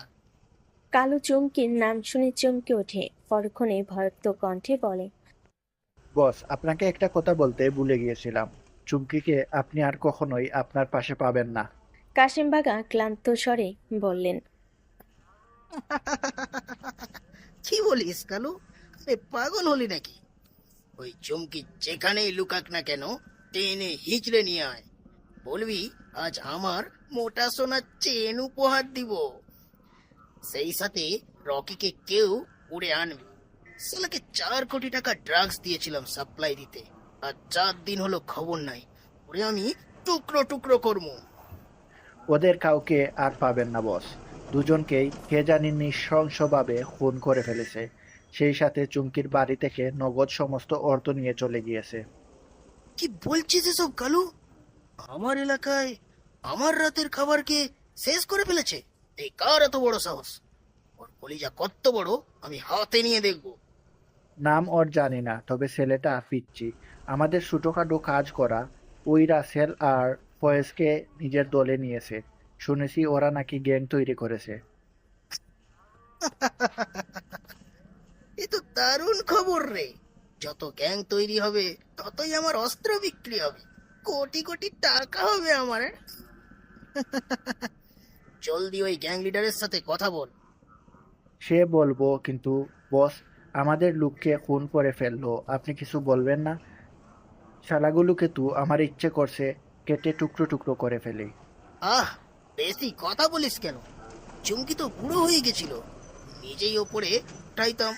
রকিকে তো আমি ঠিক করেই ফেলেছিলাম মেরেই দিব মিশনটার পরে, তাই তার আগেই কেউ টপকে দিয়ে আমার কাজটা বাঁচিয়ে দিয়েছে। যে কাজটা করেছে ওকে ধরে নিয়ে আয়, রকির জায়গায় ওকে বসিয়ে দেব, তাহলেই হিসাব বরাবর। আর নতুন মাল খুঁজে নিয়ে আয়। ওই গ্যাংয়ের লিডার নাকি বেশ রকচটা, কথার চেয়ে হাত বেশি চালায়। পরপর 3টা খুন করে ফেলেছে। আমি বস ওর সামনে যাব না, কোনো কিছু হলেই আমাকে টপকে দিবে। বাঘের খুলিতে হাত বুলিয়ে হঠাৎ হুঙ্কার দিয়ে চিৎকার করে বলে ওঠেন, কালু! এই কালু, তুই আমার লোক। এই কাসিম বাগান নাম শুনে পুরো ঢাকা শহর কেঁপে ওঠে। তুই জলদি গিয়ে দেখা করবি। ওই পিচ্চি ছোকরা লিডারকে আমার চাই। কালো বেশ ভয় পাই, আমতা আমতা করে বলে। ঠিক আছে বস, আমি এক্ষুনি বেরিয়ে পড়ছি, আপনি শান্ত হন। আর লোক নিয়ে যাব বস। হ্যাঁ, নিয়ে যাবি। 2 গাড়ি, সাথে AK-47। আর শোন, রাশিয়া থেকে আসা নতুন M10 লিভার বারটাও নিয়ে যাবি। ওটা দিয়ে ওই পিচ্চি গ্যাং লিডারকে উপহার দিবি। বাহ বস বাহ, এই উপহার পেয়েই তো শালা একেবারে গলে পানি হয়ে যাবে। আমি এক্ষুনি যাচ্ছি বস। শুনেছি ওরা মোহাম্মদপুরে পুরনো একটা গুডাউন কিনে গাঁঠি করেছে। কথাটা বলে কালু চলে আসে। কাশিম বাগাও মুচকি মুচকি হেসে বলে, কালু, তোর যাবার সময় হয়ে গিয়েছে। তোর মতো ভীতু আমার ডান হাত হয়ে থাকবে? হ্যাঁ, তা তো হয় না। তোর বিদায়ের ঘন্টা বেজে যাবে যদি পিচ্চি লিডার আমার পরীক্ষায় পাস করে। কথাগুলো বলে কাশিম বাগা সিগারেটের লম্বা টান দিয়ে আকাশের দিকে ধোঁয়া ছেড়ে চোখটা বন্ধ করে নেয়। এদিকে মোহাম্মদপুর থানায় পরপর 3টা লাশ উদ্ধার করেছে পুলিশ, কিন্তু কাদের লাশ পরিচয় কিচ্ছু পাওয়া যায়নি। ওসি বেশ চিন্তিত ভঙ্গিতে এসআই রবিউলের দিকে তাকিয়ে বলে, এসব কি রবিউল? একের পর এক খুন, উপর থেকে চাপ আসছে। তুমি কি কোনো হদিস পেলে? এভাবে চললে তো আমাদের চাকরি চলে যাবে, নয়তো কোনো পাহাড়ি এলাকায় পোস্টিং দিয়ে দিবে। স্যার, খোঁজ তো পেয়ে গিয়েছি। বসলে যে মহিলার গলাকাটা লাশ পাওয়া গিয়েছে ওইটা ছিল এলাকার পতিতালয়ের সর্দারিনী চুমকির লাশ। আর নদীতে যে ছেলের লাশ পেয়েছি ওটা চুমকিরই সৎ ছেলে রকির। এই রকি ছিল কাসেমের লোক, চেনা মাদক কারবারি। ধারণা করা যায় এলাকার প্রভাব বিস্তার করতে আরেক গ্রুপ ওদের উপরে পাঠিয়ে দিয়েছে। বুঝলাম, কিন্তু ওই দোকানদারের কি কাহিনী? ও তো আর এসবে জড়িত ছিল না, এভাবে তাকে হত্যা করা হলো কেন? আমি আমার 20 বছরের চাকরি জীবনে এমন খুন দেখিনি। দোকানদার তেমন ভালো লোক ছিল না। আর খুন হওয়ার দিন শুনেছি একটা পিচ্চি টোকাই ছেলে নাকি 2টো রুটি করে চুরি করে নিয়ে পালিয়ে গিয়েছিল। তখন দোকানদার লোয়ার রড নিয়ে তাড়া করেছিল। ওসি চিন্তিত কণ্ঠে বলে, এখানে এই সামান্য রুটি চুরির কথা আসছে কেন রবিউল? স্যার, ওটা বস্তি, সবচেয়ে নিকৃষ্ট মানুষরূপী পশুর বসবাস। ওরা রুটির জন্যও মানুষ খুন করতে পারে। আমার মনে হয় দোকানদারকে ওই পিচ্চি তার দলবল নিয়েই খুন করে ফেলেছে। তাহলে বসে আছো কেন? তুলে নিয়ে আসো পিচ্চিকে, দেখবো ওর তেজ। রিমান্ডটা নিয়ে 100 ডিগ্রি দিলে এই সব বাপ বাপ করে বলে দেবে। স্যার, বয়স খুব কম, এভাবে মারলে আমাদের সমস্যা হবে। তার চেয়ে আমি বরং ছেলেটাকে চোখে চোখে রাখি। বুঝতেই পারছেন গত বছর থেকে পুলিশের অবস্থা ভীষণ খারাপ। পান থেকে চুন খসলেই মব সৃষ্টি করবে, তারপরও ওরা আবার টোকায়। বিশাল বড় সিন্ডিকেট। চুপ, তুমি বেশি কথা বলো এসআই। তোমাকে এখনই নির্দেশ দিচ্ছি, ছেলেটার চারপাশে নজর রাখো। আমার সঠিক তথ্য চাই। ও যদি সত্যি সত্যি গ্যাং লিডার হয়ে থাকে, সরাসরি বুকে গুলি চালাবো। রবিউল ওসির ধমক খেয়ে চুপচাপ বেরিয়ে যায়। আর ওসি নিজের চেয়ারে শরীরটা এলিয়ে দিয়ে ভাবে, যত গ্যাং লিডার জন্ম নেবে ততই আমার পকেট ভারী হবে। জীবন বাজি রেখে লড়বে ওরা, মাছ থেকে টাকাগুলো ছিনে নেবো আমি। এদিকে ঘুম ঘুমো চোখে চেয়ারে বসে আছে সাব্বিরের পাশে রাসেল। রাত 2টা, এখনো ফয়েজ আসেনি। সাব্বির বেশ চিন্তিত কণ্ঠে বলে, রাসেল, ফায়েজ তো এখনো এলো না। টাকাগুলো নিয়ে চম্পট দিল না তো? না বন্ধু, ও এমন করবে না, খুব বিশ্বস্ত। আর আমাদের 5 থেকে 6 জন লোক দিয়ে তো হবে না, লোক দরকার 50 থেকে 100 জন। যত লোক হবে ততই ভয় পাবে আমাদের। আমি তাই চাই রাসেল। ওই পুরো বস্তিকে আমি জ্বালিয়ে ছাড়খাড় করে দেব। যার যার ঘরে আমার মায়ের স্মৃতি রয়েছে, সবগুলো ঘর আমি ধ্বংস করে দিব। শান্ত হয়ে বসতে তুই, শুধু শুধু চাপ নিচ্ছিস। তোকে তো বলেইছি, একদিনে সব সম্ভব না।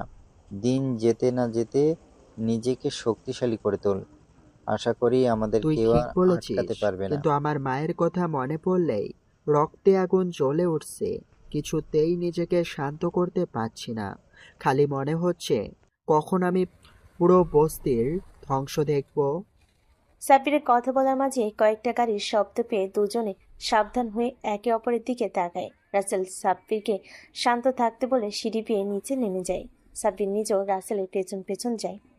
গর্ডনের দরজা খোলা ছিল। সাব্বির এগিয়ে গিয়ে দেখে 4টা কালো রঙের গাড়ি দাঁড়িয়ে আছে। সাব্বির এগিয়ে আসতে দেখে গাড়ির ভেতর থেকে বুলেটের গতিতে নেমে আসে 40 জন লোক। সবার হাতে AK-47। রাসেল বেশ ভয় পায়। এমন সময় সামনে গাড়ি থেকে নেমে আসে একটা লোক। রাসেল লোকটাকে দেখে চোখ বড় বড় করে বলে, আরে কালু ভাই, তুমি এইখানে? কাশিম বাগার ডান হাত কালু রাসেলকে দেখে খানিকটা রাগী কণ্ঠে বলে, বস পাঠালো, শুনলাম তোরা নাকি নতুন গ্যাং চালু করেছিস। কে তোদের লিডার? ডেকে নিয়ে আয় শালাকে। রাসেল কিছু বলতে যাবে তার আগে সাব্বির গম্ভীর কণ্ঠে বলে ওঠে, আমি ওদের লিডার। তুই কে? আর তোর বসই বা কে? তোদের এত সাহস হলো কি করে আমার ঘাঁটিতে আমারই অনুমতি ছাড়া প্রবেশ করার? সাব্বিরের এহেন কথায় কালু বেশ রেগে যায়। তবে বসের কথা মনে পড়তে চুপসে গিয়ে বলে, সরি লিডার, আমাকে কাশেম বাগা বস পাঠিয়েছে আপনার কাছে। তিনি দেখা করতে চেয়েছেন আপনার সাথে। আমি বিনা কারণে কারোর সঙ্গে দেখা করি না। তোর বসকে বলে দিবি এই সাব্বির ভাই কারোর সঙ্গে দেখা করতে চায় না, তাকে আসতে বলবি। ঠিক আছে লিডার, তাকে বলবো। এখন যদি আপনার সাথে বসে কথা বলতে পারতাম তাহলে ভালো হতো। বস কিছু উপহার পাঠিয়েছে আপনার জন্য। সাব্বির তাকায় রাসেলের দিকে। রাসেল কালুর দিকে তাকিয়ে বলে, সে কথা না হয় হবে ভাই, কিন্তু এভাবে আমাদের দিকে AK-47 উঁচিয়ে না রেখে নামাতে বলো তোমার লোকদের। কালু পেছন ফিরে তাকিয়ে লোকগুলোর ইশারা করে গাড়িতে গিয়ে বসতে। লোকগুলো গাড়িতে গিয়ে বসতেই কালু সাব্বিরকে বলে, লিডার, এবার তো ফল ভেতরে চলুন, কিছু পরামর্শ করি। আসলে কাশেম বস কিছু কথা বলতে বলেছে আপনাকে। চলো। সামনাসামনি বসে আছে সাব্বির আর কালু। ওদের পাশে দাঁড়িয়ে আছে রাসেল। কালু রাসেলের দিকে এক পলক তাকিয়ে কোমর থেকে M10 রিভলভার বের করে সাব্বিরের হাতে তুলে দিয়ে বলে, বাগা বস আপনাকে এটা দিতে বলেছে। আশা করি আপনার পছন্দ হবে লিডার। সাব্বির রিভলভার পেয়ে খুশি হয়। খুশি মনে এপিটোপিট নেড়েচেড়ে বলে, তোর বসকে ধন্যবাদ জানিয়ে দিবি। আমার আসলেই এমন একটা রিভলভারের দরকার ছিল। কালু খ্যাক খ্যাক করে হেসে বলে, আমি জানি লিডার, নতুন গ্যাং বানাইতে চাকুর দরকার হলেও দল চালাইতে হলে পিস্তল দরকার। আর আমার বস বাগাবাই সেই সব নতুন গ্যাং লিডারকে অস্ত্র উপহার দিয়ে সন্ধি করে। আপনিও আজ থেকে আমাদের বন্ধু। সে না হয় হলাম, কিন্তু আমাদের যে আরো অনেক বেশি অস্ত্র দরকার। তোমার বস কি আমাকে অস্ত্র যোগান দিতে পারবে? আমি চাই পুরো শহরকে নিজের মুঠোয় আনতে। অবশ্যই পারবে। বলুন কত অস্ত্র দরকার আপনার? লাখখানেক অস্ত্র আমরা দিতে পারবো, জাস্ট অর্ডার করুন। কত টাকা করে নিবি প্রতিটা অস্ত্রের দাম? আমার কিন্তু খুব বেশি ফান্ড নেই। কালো আরেক পলক রাসেলের দিকে তাকিয়ে বলে, এই রাসেল লিডারকে নিয়ে কাল আমাদের গাড়িতে চলে আসিস, সেখানেই না হয় বসের সঙ্গে সরাসরি ডিল করবি। ঠিক আছে কালু ভাই, তুমি তবে এখন আসো। বুঝতেই পারছো রাত অনেক হলো, ঘুমাতে হবে। সে না হয় যাচ্ছি, কিন্তু লিডার আপনি কাল কি দেখা করবেন বসের সঙ্গে? তিনি বেশ খুশি হবে, এমনকি আপনাকে কাজও দিতে পারে। দেখা তো করতেই হবে। কালু, তুমি যাও, আর কালকে সকালে গাড়ি নিয়ে এসো, তখন না হয় যাবো নাকি? কি বলিস রাসেল? হ্যাঁ কালু ভাই, তাহলে কাল সকালে গাড়ি নিয়ে এসো। বুঝতেই পারছো আমাদের গাড়ি নেই, লাইনে নতুন। হবে হবে, সবই হবে। কিছুদিনের মধ্যেই কোটি কোটি টাকার গাড়িতে উঠবি। তাহলে গেলাম লিডার, কালকে দেখা হবে। কথাটা বলে কালু চলে যায়। সাব্বির রাসেলকে পাশে বসে বলে, রাসেল, এই কাইলা পাঠাকে আমার কেন জানি সুবিধার মনে হলো না। সে যাই হোক, আমাদের দুজন লোককে এর পিছনে লাগিয়ে দে। কোনো খিচুড়ি পাকাতে নিলে একদম খতম করে দিব। ওর কথা বাদ দে, রিভলভারটা একটু চালিয়ে দেখ না। খেলনা পিস্তল দিল না তো আবার? কিন্তু আমি তো চালাতে জানি না, তুই শিখিয়ে দে না। রাসেল রিভলভার নিয়ে লোড করে পেছনে জানালা দিয়ে ফায়ার করে নদীর দিকে। তীব্র সাউন্ডে কেঁপে ওঠে সাব্বির। রাসেল রিভলভার সাব্বিরকে ফিরিয়ে দিয়ে বলে, দোস্ত, এই রিভলভার দেখে ভীষণ শক্তিশালী রে। এটা চালাতে ভীষণ শক্তির দরকার, দেখ তুই চালাতে পারিস কিনা। সাব্বির লোড করে পরপর 5 রাউন্ড গুলি করে। স্বাভাবিকভাবে চেয়ারে বসে বলে, এ তো ইজি রে রাসেল, তুই মনে হয় ভালো কিছু খাসনি। যে যাই হোক, শোন, ফায়েজ এখনো এলো না কেন? বহুত সময় তো পার হয়ে গেল, ওর কোনো বিপদ হলো না তো? তুই চিন্তা করিস না তো, ঘুমা, দেখবি ও ঠিক সময় এসে যাবে।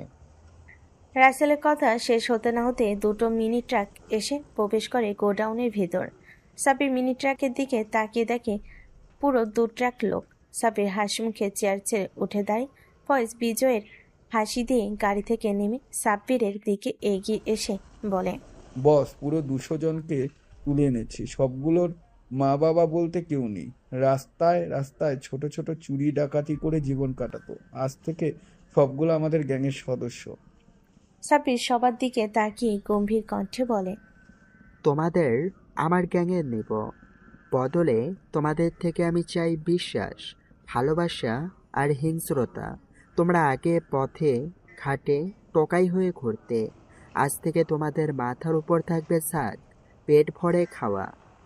তোমাদের মাসিক বেতন দেওয়া হবে, বিয়ে করবে, সংসার হবে, নিরাপদ জীবনযাপন করবে, কোনো জীবনের ঝুঁকি নেই। সবার হাতে থাকে অত্যাধুনিক রিভলভার। সবাই আমাদের গ্যাংয়ে থাকবে তো? সবাই সশব্দে বলতে থাকে, হ্যাঁ থাকবো, আমরা আজ থেকে সাব্বির ভাইয়ের গ্যাংয়ের সদস্য। সাব্বির একে একে সবার সঙ্গে হ্যান্ডশেক করে নিজের চেয়ারে ফিরে এসে বলে, আজকের মতো ঘুমিয়ে নাও। রাসেল, যা বাজার থেকে সব বাজার করে নিয়ে আয়, আজ পিকনিক করে মজা হবে, সাথে কলা ডুবিয়ে লাল পানি খাওয়া হবে। রাসেল টাকা নিয়ে চলে যায়। সাব্বির আবারও নিজের চেয়ারে শরীরটা এলিয়ে দেয়। বহুদিন ভালো কিছু না খাওয়া শরীর বেশিক্ষণ দাঁড়িয়ে থাকতে পারছে না। ফয়েজ নিজেও সব সদস্যদের নাম আর ছবি তুলে নিয়ে তাদের গোডাউনে ঘুমানোর জন্য ত্রিপল বিছিয়ে দেয়।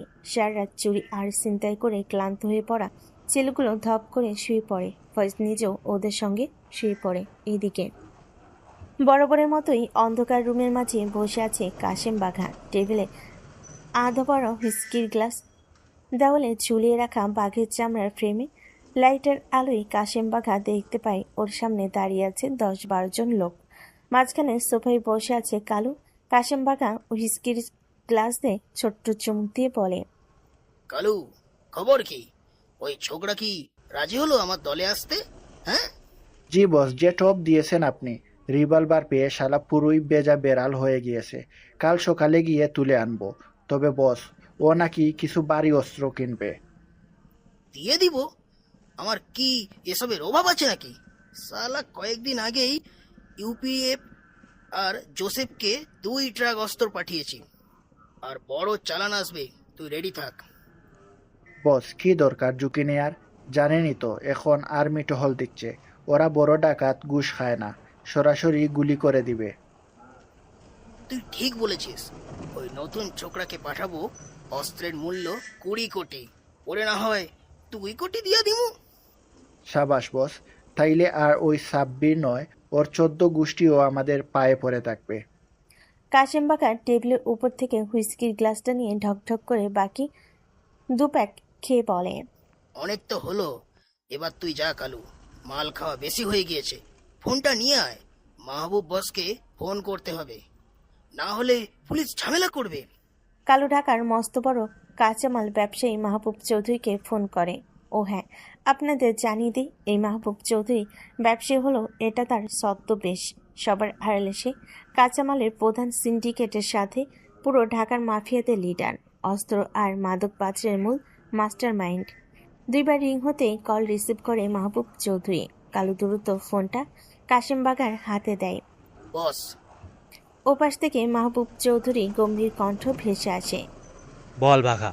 বস, অস্ত্র দরকার, বড় পার্টি পেয়েছি। পাহাড়ে থাকা ইউপিএফ এর নেতা মাইকেল আরো অস্ত্র চেয়েছে, সাথে নতুন একটা গ্যাং পেয়েছি, ওদের অস্ত্র দিব। তোকে বারবার বারণ করেছি আমায় এভাবে ফোন করবে না। জানিসই তো আমি ব্যবসায়ী, ভোক্তা অধিকারের চাপ পার আমার পেছনে লেগেছে। শালা তোর জন্য না জানি কেঁচো করতে গিয়ে সাপ বের হয়ে ফেলে। আহ বস, চড়ছেন কেন? আপনাকে তো আমি লাভের ভাগ দেই। 40% আপনি রাখবেন, 10% পুলিশকে দিব, বাকিটা না হয় আমি ভাগ করে নেব। ঠিক আছে, আমি উপরে কথা বলে নেব। তবে শোন, এখন কিন্তু চট্টগ্রামের বন্দরে পুলিশ নেই, সব সেনাবাহিনী। সাবধানে মালগুলো নিয়ে যাবি, ধরা পড়লে একদম শেষ। বস, আমাকে এই চিনলেন আপনি? আমাকে ছোট করতে পারলেন বস? আমি কখনো পরীক্ষায় ফেল করেছি? ঠিক আছে ঠিক আছে, আর ইমোশনাল করতে হবে না। আমি বন্দর যেটি পুলিশকে বলে দেব, আর আমার বন্ধু সিপিএ চেয়ারম্যান মনিরুজ্জামানকে বলে দেব। তুই রাত 3টায় গিয়ে কন্টেনার খালাস করে নিয়ে চলে যাবি, কোথাও গাড়ি থামাবে না। আমি যাবো না বস, লোক আছে নতুন, আপনি মাল আনানোর ব্যবস্থা করে দিন। বহুদিন হলো টাকার মুখ দেখি না। ঠিক আছে, 100 কোটি টাকার অস্ত্র 2 ট্রাকে লোড করা থাকবে। আশা করি তোমরা সফল হবে। অবশ্যই বস, আমি ওই কিশোর গ্যাং লিডারকে টেস্ট করব। এখন কল রাখছি। কাশেম বাঘা কলটা কেটে দিয়ে তার ডান হাত কালুর দিকে তাকিয়ে বলেন, শোন কালু, ভোর হওয়ার আগেই ওই ছোকরাকে তুলে আনবি, ওর সাথে কথা বলে নেব। আমি বুঝতেছি না বস, আপনি কেন ওই পিচ্চিকে এত বড় দায়িত্ব দিবেন, যে কিনা 2 দিন হলো না গ্যাংয়ের লিডার হয়েছে। ও তো এখনো আনারি, আমাদের তো বড় বড় লিডার আছে, ওদের ডাকবো? ওদের ডিমান্ড বেশি কালু, আর এই আনাড়ি ছোকরাগুলোকে কি করতে পারে তা তুই ভালো করেই জানিস। এরা সব সময় রিস্ক নিতে প্রস্তুত থাকে, জীবনের বিনিময়ে হলেও মাল হাতছাড়া করবে না। আর তোর বড় বড় লিডারের জীবনে একটু সংশয় হলেই ভেঙে যায়। এখন আমার ওপর আর টু শব্দ করবি তো তোর গলা আমি 2 ভাগ করে দিব। যা আমার চোখের সামনে থেকে। কি দেখে যে তোর মতো গর্ধবকে দলে নিয়েছিলাম। কালু কাশেম বাগার মুখের উপর কিছু না বললেও মনে মনে গজগজ করতে করতে চলে যায়। কাশেম বাগাও আরেক গ্লাস হুইস্কি বানিয়ে খেতে থাকে। ভোর হয়ে এসেছে, সাপিরের ঘুমটাও ভেঙে যায় রাসেলের ডাকে। বন্ধু, কালু নিতে এসেছে আমাদের, চল বের হই। এত তাড়াতাড়ি সকাল হয়ে গেল? একটু আগেই ঘুমিয়েছিলাম। রাখ তোর ঘুম, পরে হবে ওসব। এখন চল তো, গিয়ে দেখা করি কাশেম বাঘার সাথে। টাকা দরকার আমাদের, শুধুই টাকা। ঠিক আছে, চল তবে যাই। সাপির রাসেলকে নিয়ে কালুর গাড়িতে উঠে বসে। কালুও তীর বেগে গাড়ি চালিয়ে চলে আসে একটা বিশাল বড় বাগান বাড়িতে। সাপির গাড়ি থেকে নেমে চারিদিকে চোখ বুলিয়ে নেয়। বিশাল বড় বড় আমের গাছ, পাশ দিয়ে কমলা আর আনারের গাছ, থোকায় থোকায় ফল পেকে আছে। সাপির দ্রুত পায়ে এগিয়ে গিয়ে একটা কমলা ছিঁড়ে মুখে দেয়, ভীষণ মিষ্টি। রাসেলও এগিয়ে গিয়ে কমলা খেতে থাকে। এমন সময় কালু ওদের ধমক দিয়ে বলে, তোরা রাস্তার কুকুর নাকি রে? এভাবে কুত্তার মতো গপ গপ করে খাচ্ছিস? শালা রাস্তার টুকাই থেকে যাবি আজীবন। চল, বস অপেক্ষা করছে। কালুর কথা শুনে সাব্বিরে খানিকক্ষণ পাথর মতো চুপ করে থেকে হঠাৎ দৌড়ে এসে কালুর গলা দুহাতে চেপে ধরে হাওয়াই ভাসিয়ে তুলে হুঙ্কার ছেড়ে বলে, কি বললি তুই? চাকরের বাচ্চা, তোকে আজ খুন করে ফেলবো আমি।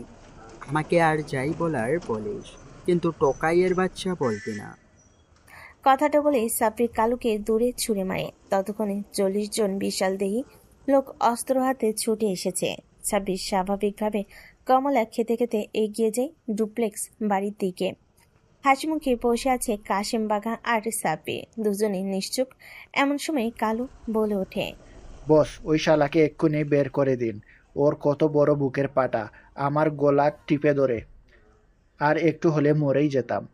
কাশেম বাঘা গম্ভীর কণ্ঠে বলেন, মরে তো যাসনি কালু, নিজের মুখে লাগাম দিবি। সবাইকে তোর মতো ভাববি না। যা গিয়ে লিডারের জন্য চা নিয়ে আয়। লিডারের লাল চা লাগবে নাকি দুধ চা, সেটা জান। আমি চা খাইয়া বস, আমাকে আপনি আপনার বাগানের ফলমূল খেতে দিন। বহুদিন ওসব ফলমূল হাত দিয়ে স্পর্শ করতে পারিনি। আমিও তোর মতো অভাগা ছিলাম লিডার। কতদিন যে পানি খেয়ে থেকেই শেষে বুঝেছিলাম হাত পেতে নয়, লড়াই আর ছিনিয়ে খেতে হবে। দেখো আজ আমি কোন পর্যায়ে। খানিকক্ষণ পর একটা লোক হরেক রকমের ফলমূল রেখে চলে যায়। সাব্বির কমলার খোসা ছিলে খেতে খেতে বলে, তাহলে হঠাৎ আমায় ডেকে পাঠালেন কেন বস? আপনার নাম বহুত শুনেছি। রাসেলের মুখে দেখা করার ইচ্ছে ছিল ভীষণ, তবে এত তাড়াতাড়ি পাবো কখনোই ভাবিনি। জীবনে অনেক কিছুই কাকতালীয় ভাবে ঘটে সাব্বির। সে যাই হোক, কাজের কথায় আসি। তোমাকে এক্ষুনি চট্টগ্রাম চলে যেতে হবে। সেখান থেকে জাহাজে আসা গোপন কন্টেনারে বিপুল পরিমাণ অস্ত্র আছে, তা তোমাকে নিয়ে আসতে হবে। ঠিক আছে, নিয়ে আসবো। বদলে কত টাকা পাবো আমি? সাথে আমার লোকদেরই বা কত দেবেন? তোমাকে 2 কোটি দিব, আর তোমার লোকদের দেব ভারী অস্ত্র, যা দিয়ে পুরো শহর তুমি রাজ করতে পারবে। গুড বিল, আমি এখনই হচ্ছি। আপনি আমার দলের জন্য 30টা AK-47 দিয়ে দিন, তাহলে আর টেনশন নিতে হবে না। ওকে কালু, সাব্বিরকে অস্ত্র দিয়ে দে। আর লিডার, তুমি কিন্তু ভুলে যেও না, এই পথ কিন্তু সহজ নয়। তোমাকে পদে পদে বিপদে পড়তে হবে। বর্তমান পুলিশ আমার আন্ডারে নেই। হাসিনা পালাতক, তারপর থেকে পুলিশ বেপরোয়া। আর আর্মি তো সে তো আছেই। নো টেনশন বস, আপনি নিশ্চিন্তে ঘুম দিন। আমি আগামীকাল সকাল সকাল চলে আসব। আমাকে জাস্ট বলুন, আমি কার থেকে অস্ত্রগুলো বুঝিয়ে নেব। বন্দরে আপনার কি কোনো লোক আছে? হ্যাঁ, লোক বলতে বন্দরের চেয়ারম্যান মনিরুল জামান আমার ডান হাত। তোমার নামটা বলবে, ও বিনা বাক্যতে কন্টেনারে ট্রাক লোড করে দিবে। বাকিটা পথ তোমাকেই সামলাতে হবে। মিশন ফেল করলে তোমার মৃত্যু নিশ্চিত, আর পাস করলে তুমি বহুদূর যাবে। সেই সাথে তোমাকে 100টা ক্লোরোফর্ম বোমও দিয়ে দিচ্ছি, এটা কাজে লাগবে। সাব্বির মাথা ঝুঁকিয়ে কালুদা অস্ত্রগুলো বুঝে নিয়ে রাসেলকে নিয়ে দ্রুত ফিরে আসে নিচের গোডাউনে। রাসেল বেশ উত্তেজিত, খানিকটা চাপা স্বরে বলে, এ কি করলি সাব্বির? তুই সামান্য কয়দিন হলো এই লাইনে এসেছিস, এখনো তুই এত বড় ঝুঁকি নিবি? তুই চিনিস না আর্মি আর পুলিশদের, ওরা তোকে গুলি করে ফেলবে। রাসেল, তুই হয়তো সারা জীবন কাশেম বাঘাদের চেলায় থাকতে চাস, কিন্তু আমি চাই কাশেম বাপেরও বাপ হতে। আমাকে ঝুঁকি নিতে হবে, তবেই তো আমি সফল হব। আর মৃত্যুর ভয় আমি করি না। আমার মা নেই দুনিয়ায়, আমিও থাকতে চাই না বেশি দিন। তবে যতদিন থাকব বাঘের মতো বুক চিতিয়ে লড়ব। তুই আমার সাথে থাকলে যাবি, না হলে গোডাউনে বসে ঘুমা। ফয়েজ। সাব্বির চিল্লিয়ে ফয়েজকে ডাকতে ফয়েজ ছুটে আসে। সাব্বির তাকে কালুদা অস্ত্র আর বোমগুলো দিয়ে বলে, 30 জন লোক বেছে নাও, বেশ প্রফেশনাল। সবার হাতে AK-47 তুলে দাও, সাথে ক্লোরোফর্ম বম। আজ এখনই আমরা বেরিয়ে পড়ব আমাদের সবচেয়ে বড় মিশনে। এত ভারী অস্ত্র পেলে কই বস? কাশেমের থেকে এনেছি, তুমি নিজেও একটা নিয়ে নাও। আর রাসেল যেতে চাইলে ওর হাতেও দিও। আমি যা তোর সঙ্গে এতগুলো বছর তোর সাথে আছি, আমি জানি তুই জীবন দিয়ে হলেও আমাদের রক্ষা করবি। চল বের হই। নতুন চকচকে কন্টেনারের মধ্যে বসে আছে রাসেল, ফয়েজ সহ 28 জন। সবার হাতে ভারী অস্ত্র। রাসেল মনে মনে বেশ ক্ষুব্ধ। যা বুঝতে পেরে ফয়েজ বলে, কিরে রাসেল, এমন মুখ গোমড়া করে আছিস কেন? শালা দুদিনের বৈরাগীর ভাব বেড়ে গিয়েছে। নিজের সামনের সিটে আরাম করে বসে আছে আর আমাদের এই বদ্ধ কন্টেইনারে বসিয়ে রেখেছে। ফয়েজ মিটিমিটি হেসে বলে, বাদ দে না, ওকে ওর মতন লিড করতে দে। আর যতই হোক বছর খানেক পর এই গ্যাংয়ের লিডার তো আমরা দুজনেই হব। আর শালার লাশ ফেলে দিব বুড়িগঙ্গা নদীর তীরে। যা বলেছিস, একে সহ্য করতে ইচ্ছে করে না আমার। দেখলেই শরীরে আগুন লেগে যায়। 3টে খুন করে বড় গ্যাংস্টার হয়েছে। ওর গ্যাংস্টার হওয়া বের করে দিব। নে এবার চুপচাপ একটু ঘুম দে, শরীরটা চাঙ্গা রাখতে হবে যে কোনো সময় পালানোর জন্য। এদিকে সামনের সিটে বসে গম্ভীর চোখে ড্রাইভারের দিকে তাকিয়ে সাব্বির বলে, ড্রাইভার, ফেরার পথে তোমাকে ড্রাইভ করতে হবে। চারদিকে তো আর্মি আর পুলিশ দিয়ে ভর্তি। গভীর রাতে আরও বেশি হবে। এদের ফাঁকি দিতে পারবে তো?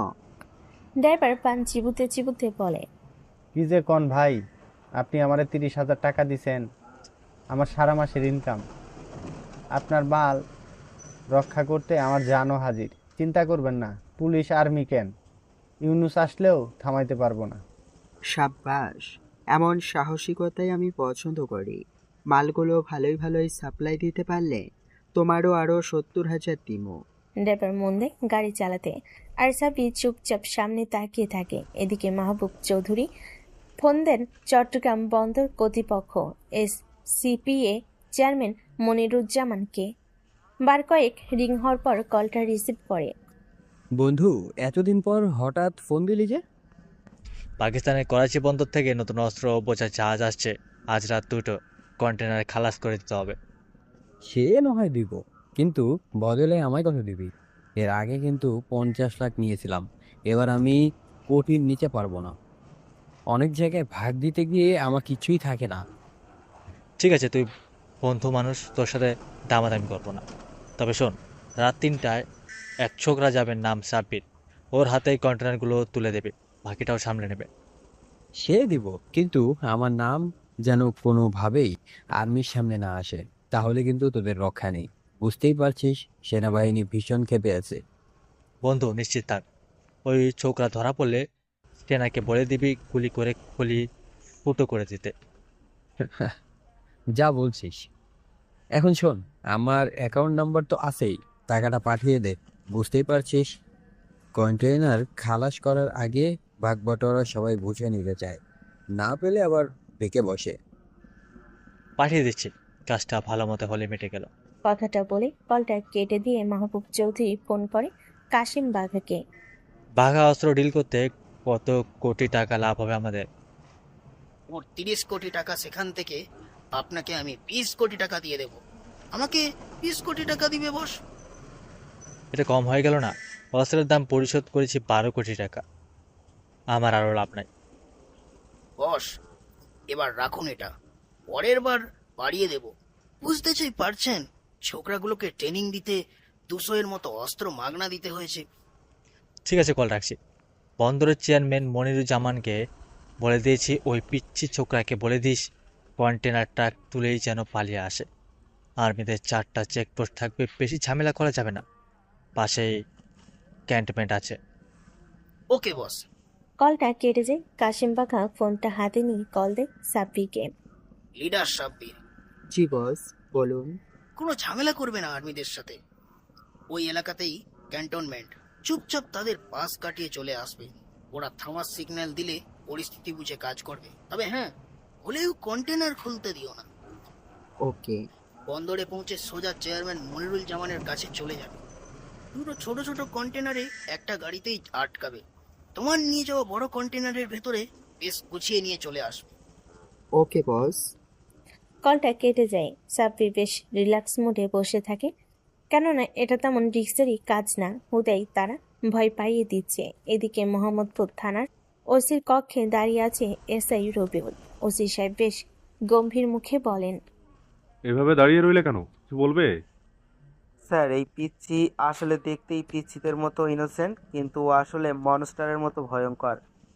সেই সাথে কাসেম বাগার লোক, এই লাইনেও নতুন এসেছে।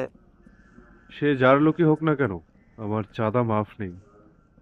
কালকেই ওই ছোকরার বাড়ি থেকে 10 লাখ চাঁদা তুলে আনবে, না হলে শালাকে টেনে হিচড়ে থানায় এনে ওর হাড্ডি দিয়ে আমি স্যুপ বানিয়ে খাবো। চেনে নি আমায়?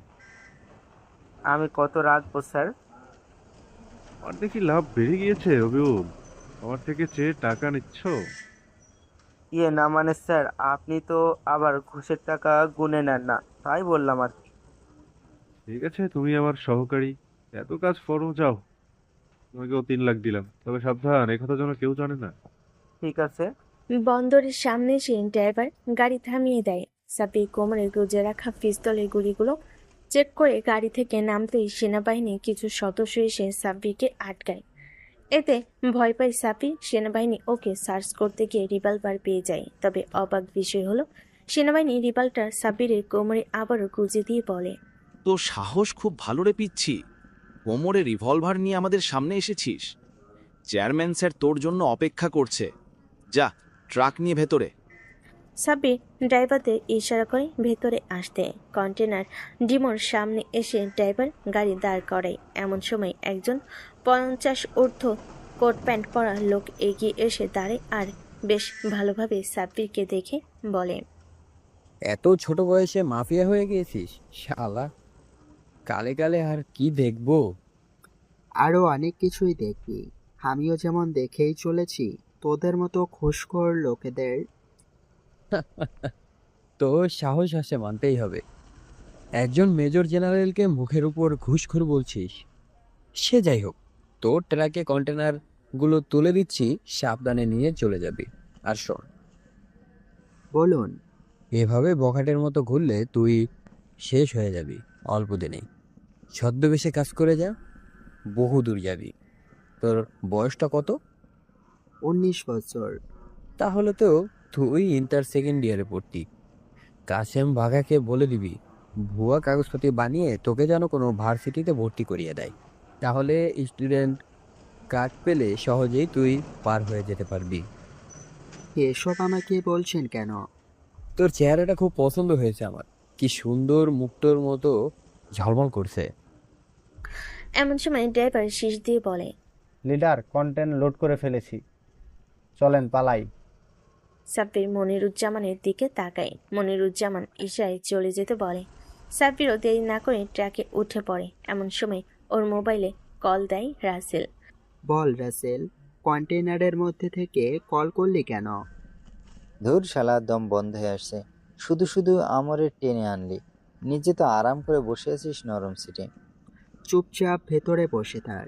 তোদের কন্টেইনারের মধ্যে বসিয়ে রেখেছি যেন পুলিশ আর্মি সার্চ করতে ভেতরে ঢুকলে সঙ্গে সঙ্গে তাকে ধরবি আর বাইরে ক্লোরোফর্ম বম ছুঁড়ে মারতে পারিস। বুঝেছি, কিন্তু ভেতরে ফ্যান থাকলে আরাম পেতাম। ভয়েস তো ফিট হয়ে যাচ্ছে গরমে। কিছু একটা কর ভাই, ঘাম দিয়ে অলরেডি গোসল করে ফেলছি। ওয়েট, এই ড্রাইভার, কন্টেইনারের মধ্যে তোমার এসি লাগানো নাই? থাকবো না কেন লিডার? আছে, কিন্তু এটা চালু করলে তারা অক্সিজেন নিতে পারবো না, অটোমেটিক বন্ধ হয়ে যাবে কন্টেনারের খোলা জানালাগুলো। শুনলি তো রাসেল, আর 4 ঘন্টা অপেক্ষা কর, তাহলে একটা ক্লোরোফর্ম বম ব্লাস্ট করে নিজেরাই সেন্সলেস হয়ে থাক। থাক, দরকার নেই। কাশেম বাখার চালান যাচ্ছে, কোনোভাবে হাত ছাড়া হয়ে গেলে জীবন কেড়ে নেবে। সাব্বির কলটা কেটে দিয়ে ড্রাইভারকে বলে, ড্রাইভার, তুমি শিওর তো কোনো পুলিশ বা সেনাবাহিনীর টহল দল আটকাবে না আমাদের? জি স্যার, নিশ্চিন্তে থাকুন আপনি। আমার গাড়িতে যমুনা টিভির ব্যানার লাগানো আছে, পুলিশ ধরলেও সাংবাদিক ভেবে ছেড়ে দিবে। আর 10,000 টাকা দিলে তো গজ গজ করে ছেড়ে দিবে, পারলে খুশিতে সেলুটও করে দিবে। বেশ বলেছ ড্রাইভার, গাড়িটা জোরে চালাও। সকাল সকাল পৌঁছে যেতে হবে। মালগুলো পৌঁছে দিয়ে কিছুটা শান্তির ঘুম দেব। সকাল 8টায় ট্রাক এসে থামে কাশেম বাগার গোডাউনের সামনে। ট্রাকের মধ্যে কালুসহ আরও 40 জন লোক হাতে ভারী অস্ত্র নিয়ে ঘিরে দাঁড়ায় সাব্বির ট্রাক থেকে নেমে কালুর দিকে তাকাতেই কালু হেসে বলে, আরে লিডার, চলে এসেছো? কোনো ঝামেলা হয়নি রাস্তায়? না, সে যাই হোক, বস কই? আমার টাকাটা রেডি আছে তো? বস, ভেতরে চলো যাই। ওই তোরা মালগুলো আনলোড করতে থাক। মুখোমুখি বসে আছে কাশেম বাঘা আর সাব্বির। কাশেম বাঘা খানিকটা গম্ভীর কণ্ঠে বলে, তাহলে তুই ঠিকঠাক ভাবে মালগুলো নিয়ে পৌঁছে গেলি? পথে কোনো বাধাই পেলি না তো? জি বস। আরে পাবি কি করে? তোর এটাই প্রথম মিশন বলে আমি চারিদিকে টাকা দিয়ে সব ম্যানেজ করে নিয়েছিলাম, যে যার জন্য আমার আরো 1 কোটি টাকা চলে গিয়েছে। তাহলে আমায় 1 কোটি দিও। আর আমার আরেকটা আবদার আছে। তোদের এত আবদার না, তোর ভালো লাগে না, তবুও বল, শুনি কি বলবি। আমাকে ভার্সিটিতে ভর্তি করিয়ে দাও। এই ছদ্মবেশে আমি পুরো আন্ডারগ্রাউন্ড শাসন করব। চাইলেই তো আর হয় না রে পাগলা, সময় লাগে। তুই টাকা আর দলের অস্ত্রগুলো নিয়ে চলে যা, আমি সব ম্যানেজ করে তোকে জানাবো। আর শোন, সেখান থেকে যত চাঁদা তুলবি তার 50 ভাগ আমাকে দিয়ে দিবি, নয়তো আমি পুলিশকে ম্যানেজ করতে পারবো না। ঠিক আছে দেব, তুমি কোনো চিন্তা করো না। আজ রাতে পুরো বস্তি লুট করব আমি। পুলিশকে আসতে দিও না, নয়তো পুলিশকেও খতম করে দেব। ঠিক আছে, এখন আয় তুই। সাব্বির কাশেম বাঘার রুম থেকে বেরিয়ে গোডাউনের ভেতরে এসে কালুর থেকে গুনে গুনে 170টা AK-47 নিয়ে বেরিয়ে আসতেই ফয়েজ বলে, বস, হারাতারা সিদ্ধ হয়ে গেলাম, টাকা দিন, আজ পার্টি করতে বের হব। সাব্বির গম্ভীর কণ্ঠে বলে, ফায়েজ, এটা পার্টির সময় নয়। এই সময় নিজেদের অস্তিত্ব জানান দেওয়ায় চল গোডাউনে। আজ রাতেই সবচেয়ে হামলা চালাবো। রাসেল, অস্ত্রগুলো গাড়িতে তুলে লিডার, নিয়ে আমার চল। টাকা। তুই আজ থেকে আমার দলের লোক। অস্ত্রগুলো গাড়িতে নিয়ে চল আমার ডেরায়, ওখানেই থাকবি, খাবি। রাত 11টা। সাব্বির এক হাতে AK-47, অন্য হাতে রামদা নিয়ে দাঁড়িয়ে আছে বস্তির সামনে। ওর পেছনে দাঁড়িয়ে আছে 200 জন লোক। সাব্বির পুরো বস্তির দিকে ক্ষিপ্ত চোখে তাকিয়ে বলে, আমার মায়ের শেষ স্মৃতি তোরা লুটে নিয়েছিলি, আজ আমি তোদের সব কিছু লুটে নিব। রাসেল, হামলা কর। বলতে দেরি রাসেল, ফয়েজ সহ 20 জন লোক ঝাঁপিয়ে পড়ে পুরো বস্তির ঘুমন্ত মানুষের উপর। সাব্বির চেয়ে চেয়ে দেখতে থাকে লুটের ছবি। শত শত রাউন্ড গুলি শব্দ আর বৃদ্ধ থেকে যুবক সবার আহাজারি। সাব্বির খিলখিল করতে করতে হেসে ড্রাইভারকে ইশারা করে। ড্রাইভার এগিয়ে এসে ফুল লোডে পেট্রোল গাড়ির মোটা পাইপ ধরিয়ে দেয়। সাব্বির অট্ট হাসি দিয়ে পুরো বস্তির সময় ঘরের ওপর পেট্রোলের বৃষ্টি ঝরিয়ে চিৎকার করে বলে ওঠে, রাসেল, ফায়েজ, চলে আয় সবাই। পুরো বস্তি জ্বালিয়ে দিব আমি। আর পুরো বস্তির নোংরা কুকুর তোরা শুনে রাখ, যে বস্তির ঘরে আমার মায়ের শেষ স্মৃতি তোরা রাখিসনি, সেই বস্তি আমি আর রাখবো না। বাঁচতে চাইলে পালা। কথাটা বলার সঙ্গে সঙ্গে সাব্বির গ্যাস লাইট জ্বালিয়ে ছুঁড়ে মারে বস্তির ঘরের উপর। অমনি দাউ দাউ করে জ্বলতে শুরু করে চারিদিক। ছুটতে থাকে লোকজন দিক বিদিক। সামান্য হাসি খিলখিল করে হাসে। সাব্বিরের হাসি দেখে ফয়েজ আর রাসেল একে অপরের দিকে চাওয়াচাওয়ি করে, তবে ঠোঁট খোলার সাহস করে না। গোডাউনে বসে টিভির দিকে তাকিয়ে আছে সাব্বির। বড় বড় হেডলাইনে অনেক সুন্দরী সুন্দরী নিউজ করছে বস্তির আগুন জ্বালানো নিয়ে। সাব্বির রিল্যাক্স মুডে খাসির রানে কামড় দিয়ে খেতে খেতে রাসেলকে বলে, রাসেল, পুরো বস্তি লুট করে কত টাকা, কত সোনাদানা পাওয়া গেল? রাসেল দুহাতে টাকা গুনতে গুনতে বলে, অকল্পনীয় বস, পুরো 10 বস্তা টাকা, বাজারের ব্যাগ দিয়ে 1 ব্যাগ সোনার গহনা পেয়ে গেছি। হবে তো 30 কোটি টাকা। ফয়েজ রাসেলকে চেক পড়িতে খানিকটা গম্ভীর কণ্ঠে বলে, বস, এভাবে আমাদের নিকৃষ্ট ঘটনা না ঘটাতেও হতো। না জানি কত লোক মারা গেল আমাদের যদি পুলিশ ধরে ফেলে। ফয়েজের কথায় সাব্বিরের মাথায় আগুন জ্বলে ওঠে। ছুটে গিয়ে ফয়েজের গলা টিপে ধরে শূন্যে ভাসিয়ে হুঙ্কার ছেড়ে বলে, পুলিশ, এই আন্ডারগ্রাউন্ড কিংকে পুলিশ কিছু করতে পারবে না। যে বলতে আসবে তাকে খুন করে কেটে টুকরো টুকরো করে নদীতে ভাসিয়ে দিব। আমি ছোটোখাটো গুন্ডা হতে আসিনি, আমি এসেছি পুরো দেশকে কাঁপিয়ে দিতে। সবাই আমাকে চিনবে এক নামে, Sabbir the gangster king of the city. কথাগুলো বলে সাব্বির ফয়েজকে ছুঁড়ে মেরে আবারও গিয়ে সোফায় বসে খাসির রান খেতে শুরু করে। রাসেল ভয়ে ভয়ে ফয়েজকে টেনে তুলে ফিস ফিস করে বলে, শালাকে তুই আর মুখ খুলবি না। সাব্বির এখন ভয়ঙ্কর, কখন কি করবে ও নিজেও জানে না। ওর হুকুম মেনে চল, নয়তো কপালে দুঃখ আছে। ফয়েজ জোরে জোরে শ্বাস নিতে থাকে। আর একটু হলেই বেচারা উপরে চলে যেত। রাসেল ও ফয়েজের মাথায় হাত বুলিয়ে দিয়ে গলার দিকে তাকায়। 5টা আঙ্গুলের ছাপ বসে গিয়েছে। সাব্বির আবারও হাঁক ছাড়ে। রাসেল, 1 বস্তা টাকা আলাদা করে রাখবি। আমার মন বলছে পুলিশ আসবে। রাসেল তুতলিয়ে বলে, ও ওকে বস, আমি এক্ষুনি আলাদা করে রাখছি।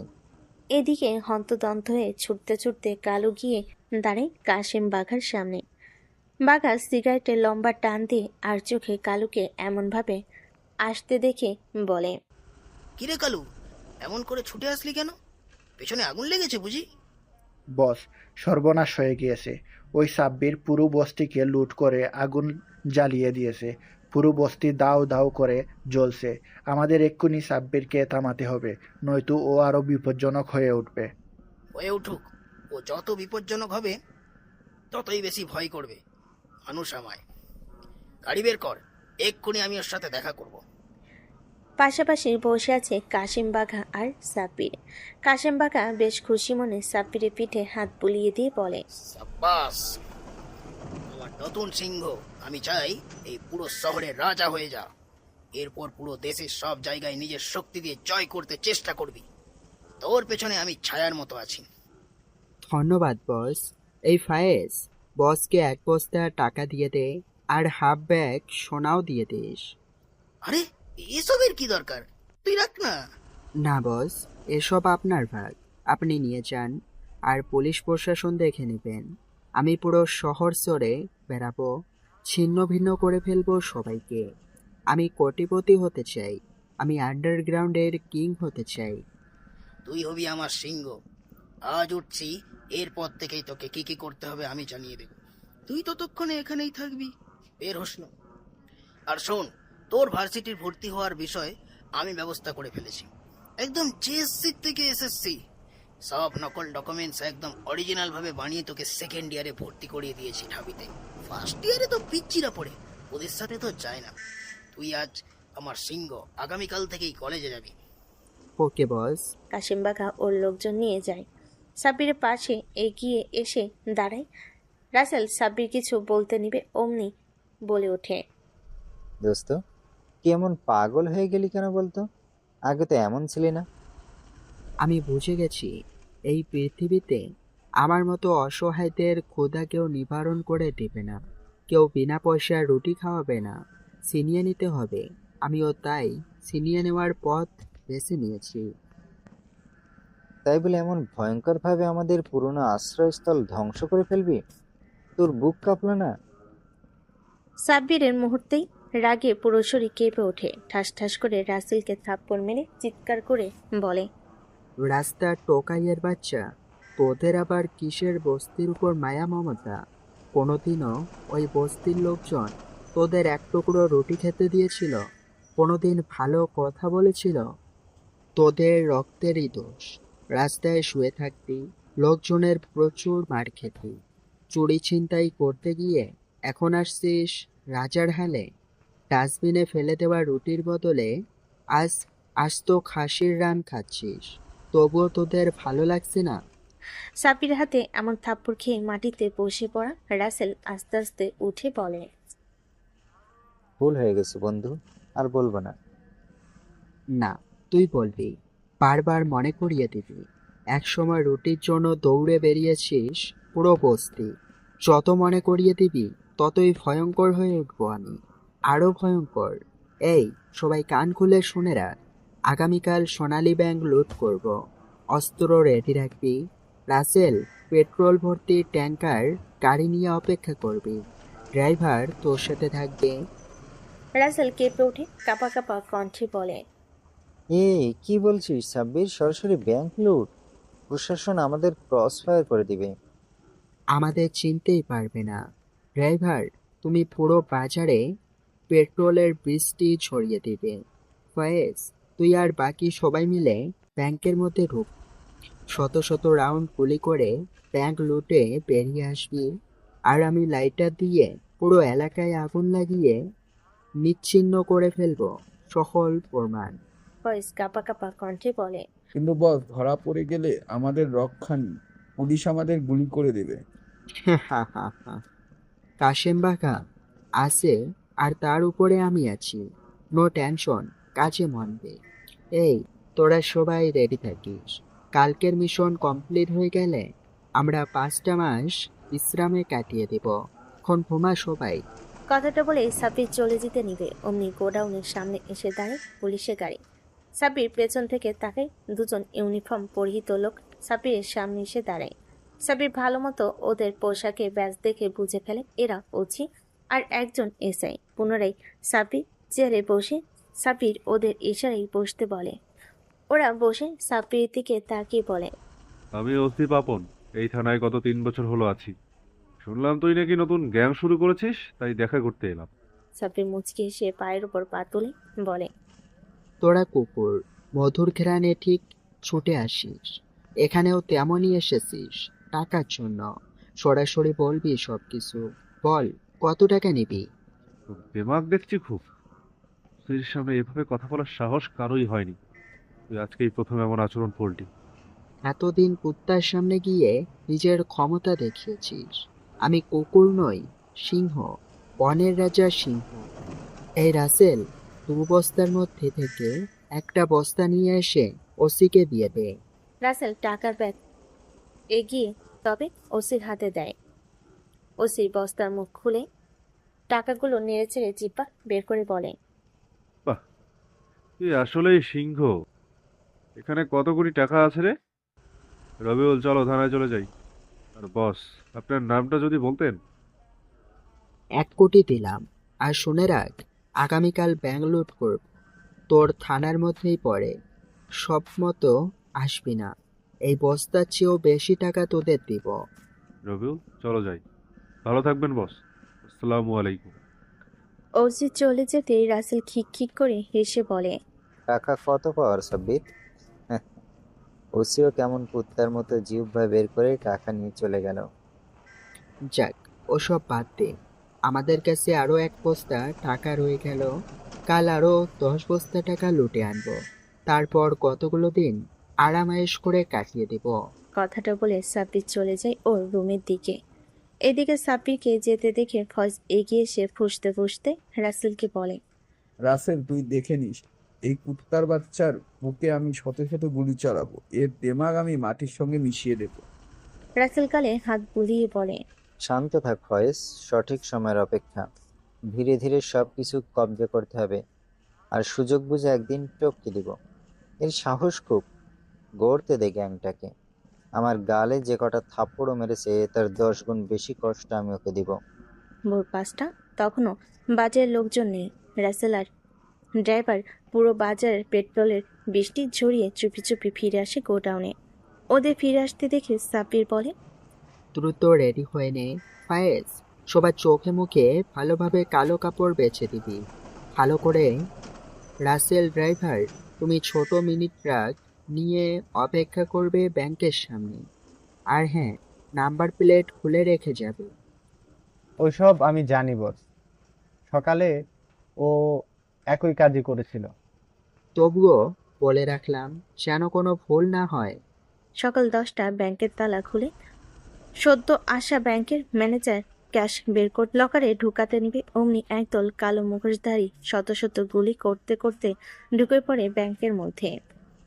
সবার সামনে সাব্বির সে হুঙ্কার ছুড়ে ছুটে গিয়ে ম্যানেজারের কপালে রিভলভার ঠেকিয়ে চিৎকার করে বলে, দ্রুত লকার খুলে ফেল, নয়তো তোর কপাল আমি ফুটো করে দিব। দিচ্ছি দিচ্ছি, আমাকে মারবেন না, আমাকে যেতে দিন। তুই ব্যাংকেই থাকবি, শুধু আমরা পালাবো। দ্রুত লকার খোল। ম্যানেজার লকার খুলে দিতে সাব্বির সহ ওর সবগুলো লোক টাকা বস্তায় ভরে নিতে থাকে। 10 মিনিটের মধ্যে পুরো ব্যাংকের সমস্ত টাকা বস্তায় তুলে নিয়ে সাব্বির ম্যানেজার সহ সব কর্মচারীকে টেনে হিসে বের করে এনে গ্যাস লাইটারে আগুন জ্বালে ব্যাংকের ভিতর ছুঁড়ে মারতে দাউ দাউ করে জ্বলে ওঠে পুরো ব্যাংক। আগুন চারিদিকে ছড়িয়ে পড়তে নিবে, তার আগে সাব্বির সহ সবাই পিকআপে করে পালাই এলাকা ছেড়ে। পুরো এলাকার সমস্ত দোকান পড়েছে। সাব্বির টাকা গুনতে গুনতে টিভিতে লাইভ দেখে মুচকি হেসে বলে, সে হা হা হা হা। তোর আগুন নেভাবো, ব্যস্ত থাক, আর আমি টাকাগুলো গুনতে। ড্রাইভার, জলদি গাড়ির নীল রং পাল্টে হলুদ কালার করে ফেলো, যেন কেউ খুঁজেও না পায় গাড়িকে। এমনিও পাবে না বস, শত শত পিচআপ নীল রঙের, তবুও আপনার হুকুম ধীর ধার্য। কথাটা বলে ড্রাইভারও চলে যায়। সাব্বির নিজের টাকা গোনা বাদ দিয়ে টিভিতে মনোযোগ দেয় আর দেখে গতকাল রাতে কুত্তার সমান জিব্বা বের করে টাকা নিয়ে খাওয়া ওসি আর এসআই ক্যামেরার সামনে বলছে, আমরা চেষ্টা করব ডাকাত দলকে ধরার, কাউকে ছাড়বো না। আইনের হাত বহুত লম্বা, আপনারা সাক্ষী দিবেন। এসআই চলো, এক্ষুনি ফোর্স রেডি করো, আমাদের পুরো এলাকা চষে বেড়াতে হবে। ওসির এমন ভাব দেখে মনে মনে হেসে রবিউল বলে, গত রাতে পকেটে 1 বস্তা টাকা ঢুকিয়ে আজ নাকি তাদের গ্রেপ্তার করবে, শালা লোভী। আমাকে মাত্র 10 লাখ টাকা দিয়ে সবগুলো টাকা নিজের পকেটে ভরেছে। এভাবে হবে না, আমাকেও একা যেতে হবে ওই ছোকরার আড্ডাখানায়। টিভিটা বন্ধ করে সাব্বির ফয়েজকে বলে, ফায়েজ, তুই এমন চুপচাপ বসে আছিস কেন? টাকাগুলো কি গুনতে কষ্ট হচ্ছে? না মানে বস, ভেবেছিলাম আপনি কিভাবে কি করলেন, পুরো এলাকায় জ্বালিয়ে দিলেন এটা এটা ব্যাংকে লুট করতে গিয়ে। অনেক দোকানেই ক্যামেরা থাকে ফায়েজ, আমি ওই ক্যামেরাগুলোই নষ্ট করতে আগুন লাগিয়ে দিয়েছি। তুই বেশি বকবক করবি না, কান সাপটে থাপড়াবো বলে দিলাম। চুপচাপ টাকা গুনতে থাক, বেয়াদব। ফয়েজ মুখটা প্যাঁচার মতো করে টাকা গুনতে শুরু করে। এদিকে কালো আবারও পাগলের মতো ছুটি গিয়ে কাশেম বাঘাকে বলে, বস, ওই শুকরা সাব্বির আবারও সর্বনাশ করে ফেলেছে। কাশেম বাঘা হুইস্কির বোতলে কয়েক চুমুক দিয়ে বলে, সাব্বির আবার কি করলো? বস, ও সোনালী ব্যাংকের সম্পূর্ণ লুট করে ফেলেছে, বস্তা বস্তা টাকা নিয়ে পালিয়ে গিয়েছে। এমনকি ওই শয়তান পুরো বাজার আগুন লাগিয়ে পুড়িয়ে দিয়েছে। ঘটনা আপনি ঘটিয়েছেন মনে করে মাহবুব চৌধুরী বস বারবার ফোন করছে, বাঘ চেয়ে বসেছে মনিরুজ্জামানও। কাশেম বাঘা হুইস্কির বোতলটা ছুঁড়ে ফেলে দিয়ে গম্ভীর কণ্ঠে বলেন, না, এভাবে তো এই ছোকরাকে লাই দেওয়া উচিত হবে না। প্রথমে বস্তি, এখন ব্যাংক, ওকে এক্ষুনি থামাতে হবে, নইলে কোনোদিন ও সরকারের মাথায় পিস্তল টিকে ডাকাতি করবে। গাড়ি বের করাই আছে বস, এক্ষুনি চলুন। শালাকে ধমক দিয়ে কয়েক বস্তা টাকা আনি, না হলে ওদের দেব কেমনে? হ্যাঁ হ্যাঁ, চল চল চল চল। টাকা আর টাকা, টাকার পাহাড় বানিয়ে ফেলবো এই ছোকরাকে দিয়ে। সদ্য ঘুমাতে যাওয়া সাব্বিরকে রাসেল ডেকে তোলে। বস বস, কাশেম বাঘা আসছে আপনার সাথে কথা বলতে। ওকে 4 বস্তার টাকা দিয়ে বিদায় করে দাও, আমার ভীষণ ঘুম পেয়েছে। বলছে ও কথা বলবে আপনার সঙ্গে, একটু আসুন বস, নয়তো ও আবার ঝামেলা করে আসবে। অগত্য সাব্বিরও উঠে গিয়ে কাশেম বাঘাকে বলে, কি সমস্যা বস? বারবার কোনো মিশন শেষ করে গোডাউনে আসতে না আসতেই আপনার আগমন ঘটে। শুনলাম তুই নাকি ব্যাংক লুট করে ফেলেছিস, পুলিশ প্রশাসনকে ম্যানেজ করতে হবে না? আরে ওরা টাকা ছাড়া এক পাও নড়ে না, ফোন করছে বারবার। টাকাগুলো কই রেখেছিস, দিয়ে দে আমায়। রাসেল, 4টা বস্তা দিয়ে দাও। আর বস, এরপর আপনাকে আসতে হবে না, আমি নিজেই আপনাকে টাকা পাঠিয়ে দিব। ঠিক আছে, ভুলে গেলি, আমি আবার আসবো, মনে রাখিস। 50-50 ভাগ হবে সবকিছুতে। সাব্বির আর কথা না বাড়িয়ে নিজের ঘরে চলে যায়, আর রাসেল কাশেম বাঘাকে টাকার বস্তাগুলো বুঝিয়ে দিতে দিতে ফিসফিস করে বলে, বসের দিমাগ এত বেশি যে কি বলবো, সে তো বুঝছে না। সে আপনার হাতে পুতুল সিন ফয়েজকে আর আমাকে মেরেছে, মন চাচ্ছে ঘুমের মধ্যে ওকে খুন করে ফেলি। না না, এটা করতে যাস না এখন। সে হলে আমার হাতে এই পিস্তলের মতো, এর গুলিগুলো শেষ হয়ে গেলে যেমন অচল, তেমনি সাব্বিরও এখন ফুল লোডেড টাকার ব্যাংক। ওর পাগলাটে স্বভাবের কারণে আমরা কোটি কোটি টাকা কামিয়ে নিয়ে সুযোগ বুঝে খতম করে দেব। হ্যাঁ, তারপর কাকে ক্ষমতায় বসাবেন বস, আমি না ফয়েজ? তোরা দুজনেই হবে লিডার, আর আমি তোদের বস। এখন শোন, সাব্বিরকে কিছু বলবি না, ওর কাজ করুক, তোরা সাথে সাথে থাকবি। বাকি সময় মতো আমি তোদের বলে দেব। কথাগুলো বলে সে চলে যায়। ফয়েজ এগিয়ে এসে রাসেলকে বলে, বাঘার চামচামি করবি রাসেল, শালাকে একই দিনে খতম করে দিলে কেমন হয়? না না, তা ঠিক হবে না। এই কাশেমের নেটওয়ার্ক আমাদের ধরতে হবে, যার জন্য সাব্বির পারফেক্ট। কালকে ওকে বুঝাবো যে কাশেমের দালালি না করে ওর বড় বড় নেটওয়ার্ককে হাত পড়তে। তাহলে বনের রাজা একটাই হবে, কাশেম বাঘা তখন শেয়ালে পরিণত হবে। ভালো বলেছিস। কাশেমকে সাব্বিরের মাধ্যমে খতম করতে হবে, আর সাব্বিরকে আমাদের নিজেরই খতম করে দেব। এখন চল, রেস্ট নেই, বসে বসে খাবো পুলিশ প্রশাসন শান্ত না হওয়া পর্যন্ত। পরদিন সকাল হতে সাব্বির রেডি হয়ে নেয়, আজ কলেজে যাবে। স্কুলের গণ্ডি না পেরোনো সাব্বির কলেজে গিয়ে কী করবে ভাবতে পারে না। রাসেল আর ফয়েজ তারা একে অপরের দিকে মুখ চাউচাই করে। সাব্বির ওদের পাত্তা না দিয়ে সদ্য কেনা BMW গাড়িতে বসে রাসেলকে বলে, রাসেল, তোরা বের হবি না গোডাউন থেকে? আমি কলেজে যাচ্ছি, কয়েকদিন ছদ্মবেশ ধরে থাকবো। কথাটা বলে সাব্বির গাড়ি নিয়ে চলে যায় এদিকে। কলেজ ক্যাম্পাসে বসে আছে রিয়া আর ওর বান্ধবীরা। এমন সময় রিয়ার বান্ধবী রাহা বলে ওঠে, কি রে রিয়া, তোর বাবার তো কম টাকা পয়সা নেই, তবুও তুই কেন এমন বয়ফ্রেন্ড জোগাড় করে ওদের লুটে নিস? মজা লাগে, নিজের বাবার আছে তাতে কি খরচ করতে ভালো লাগে না, কিন্তু আমার টাইম পাস করার জন্য বয়ফ্রেন্ড নামের হাবলাগুলোর টাকা খরচ করতে বেশ লাগে। তা তো বুঝি, আমাদেরও আছে হাবলা, কিন্তু সবগুলো মিসকিন। শালারা দেখা করার সময় ওই 100 টাকার গোলাপ ফুল এনেই সন্তুষ্ট রাখে, আর সুযোগ খোঁজে রুম ডেটে রাজি করানোর। ভুলেও রুম ডেট করবি না, শয়তানগুলো ভিডিও করে রাখে, জাস্ট এদিক ওদিক ঘুরবি আর পকেট ফাঁকা করে দিবি। তা তোর এখন কোনো বয়ফ্রেন্ড আছে নাকি? না, যে হাবলাকে পটিয়েছিলাম ও তো ইংল্যান্ড চলে গেল পড়তে, এখন আর কোনো বড় মুরগি পায়নি কলেজে। রাহা আর রিয়ার কথা বলার মাঝেই ওদের সামনে দিয়ে সাব্বির BMW নিয়ে যায় পার্কিংয়ের দিকে। রিয়া বেশ অবাক চাহনিতে চকচকে কালো গাড়ির দিকে খানিকক্ষণ তাকিয়ে থেকে রাহাকে বলে, রাহা, পেয়ে গেছি মুরগি, চল একেই খেয়ে নিব চিকেন টিক্কা বানিয়ে।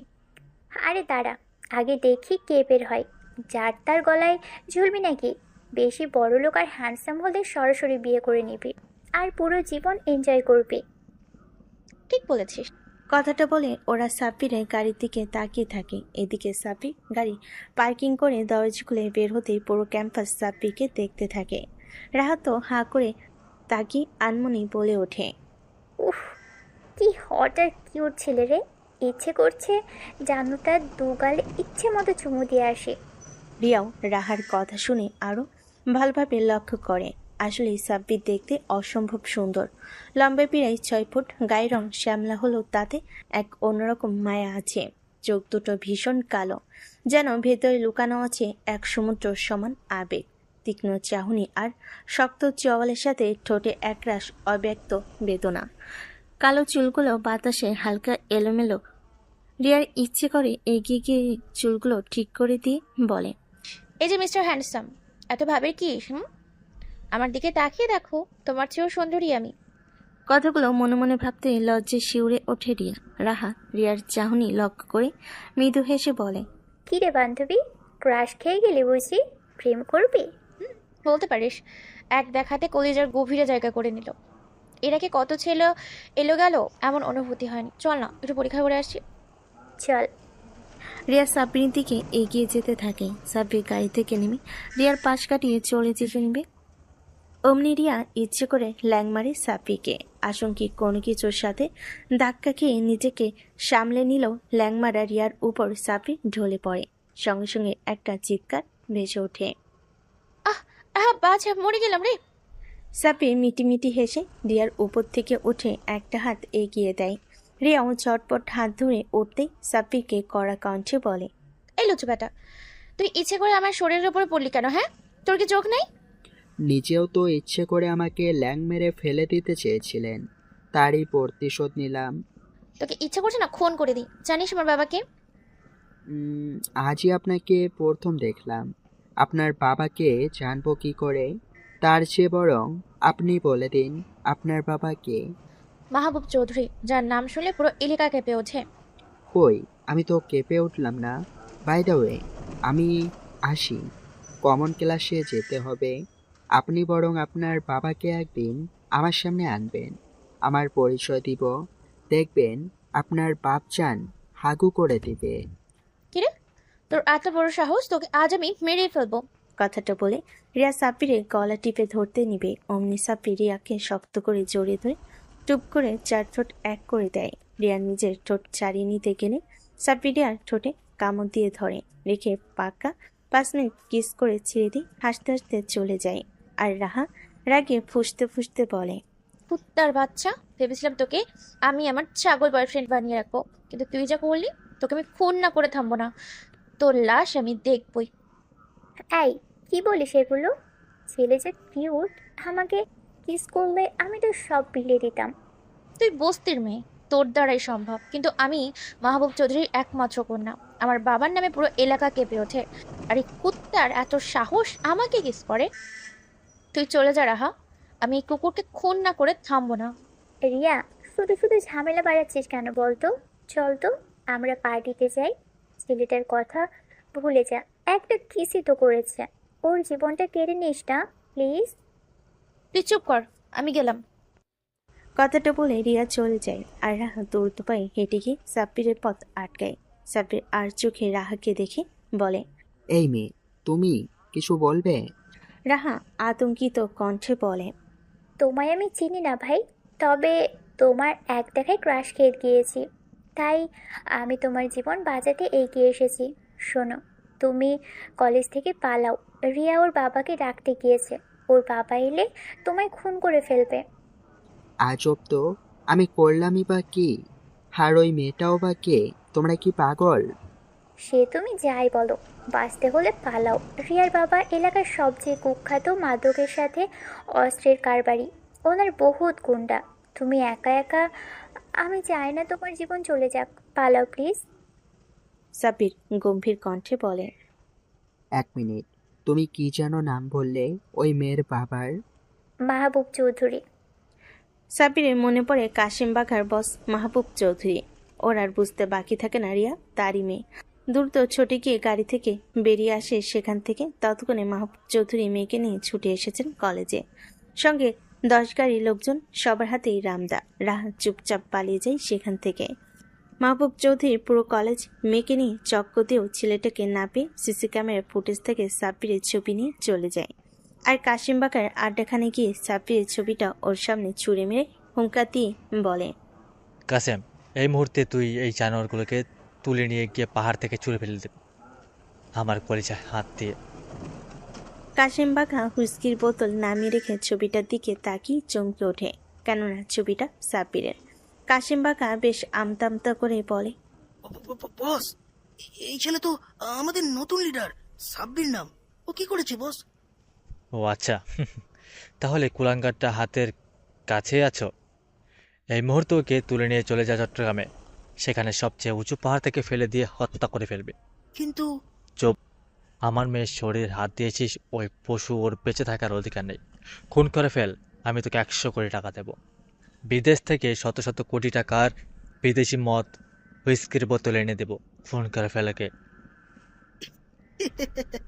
ওকে বস, আজ রাতেই কাজ শেষ করে ফেল। আপনি নিশ্চিন্তে চলে যান, মদার হুইস্কির জন্য আমি সব করতে পারি বস। রাত 10টা। চট্টগ্রাম পাহাড়ের সবচেয়ে উঁচু জায়গায় সাব্বিরের হাত পা দড়ি দিয়ে বাঁধা। ওর সামনে দাঁড়িয়ে আছে রিয়া, পাশে দাঁড়িয়ে আছে রাসেল, ফয়েজ আর কাশিম বাঘা। সবার চোখে শয়তানি হাসি। সাব্বির বেশ অসাধ্য অনুভব করে, রাসেলকে বলে, রাসেল, এগুলো কি? তুই আমাকে ঘুমের ঘোরে তুলে নিয়ে এলি হত্যা করতে? রাসেল হুঙ্কার দিয়ে বলে, বন্ধু? কিসের বন্ধু? তোকে তো আমি বন্ধু ভাবিনি। তুই যেমন রকিকে খুন করে আমাদের লিডার হয়েছিলি, আজ আমি তোকে খুন করে লিডার হব। ফয়েজ, তুই কিছু বলবি? ফয়েজ পেছন থেকে বেরিয়ে এসে সাব্বিরকে ঠাস ঠাস করে 5টা থাপ্পড় মেরে চিৎকার করে বলে, খুব শান্তি পেলাম। আমাকে মেরেছিস তুই, শোধ নিলাম। রিয়া ম্যাডাম, আপনার প্রতিশোধটাও নিয়ে নিন। রাত অনেক হলো, আমাদের যেতে হবে। বলতে দেরি রিয়া সাব্বিরের বুকে লাথি মেরে পাহাড় থেকে ফেলে দিতে দেরি করেনি। বর্তমান কথাগুলো এক নাগারে বলে থামে সাব্বির। ইয়ানা সব শুনে ওর বাবার দিকে তাকায়। ডক্টর আহমেদ সাব্বিরের কাঁধে হাত দিয়ে বলে, সবই তো শুনলাম আর বুঝলাম, তুমি পরিস্থিতির শিকার।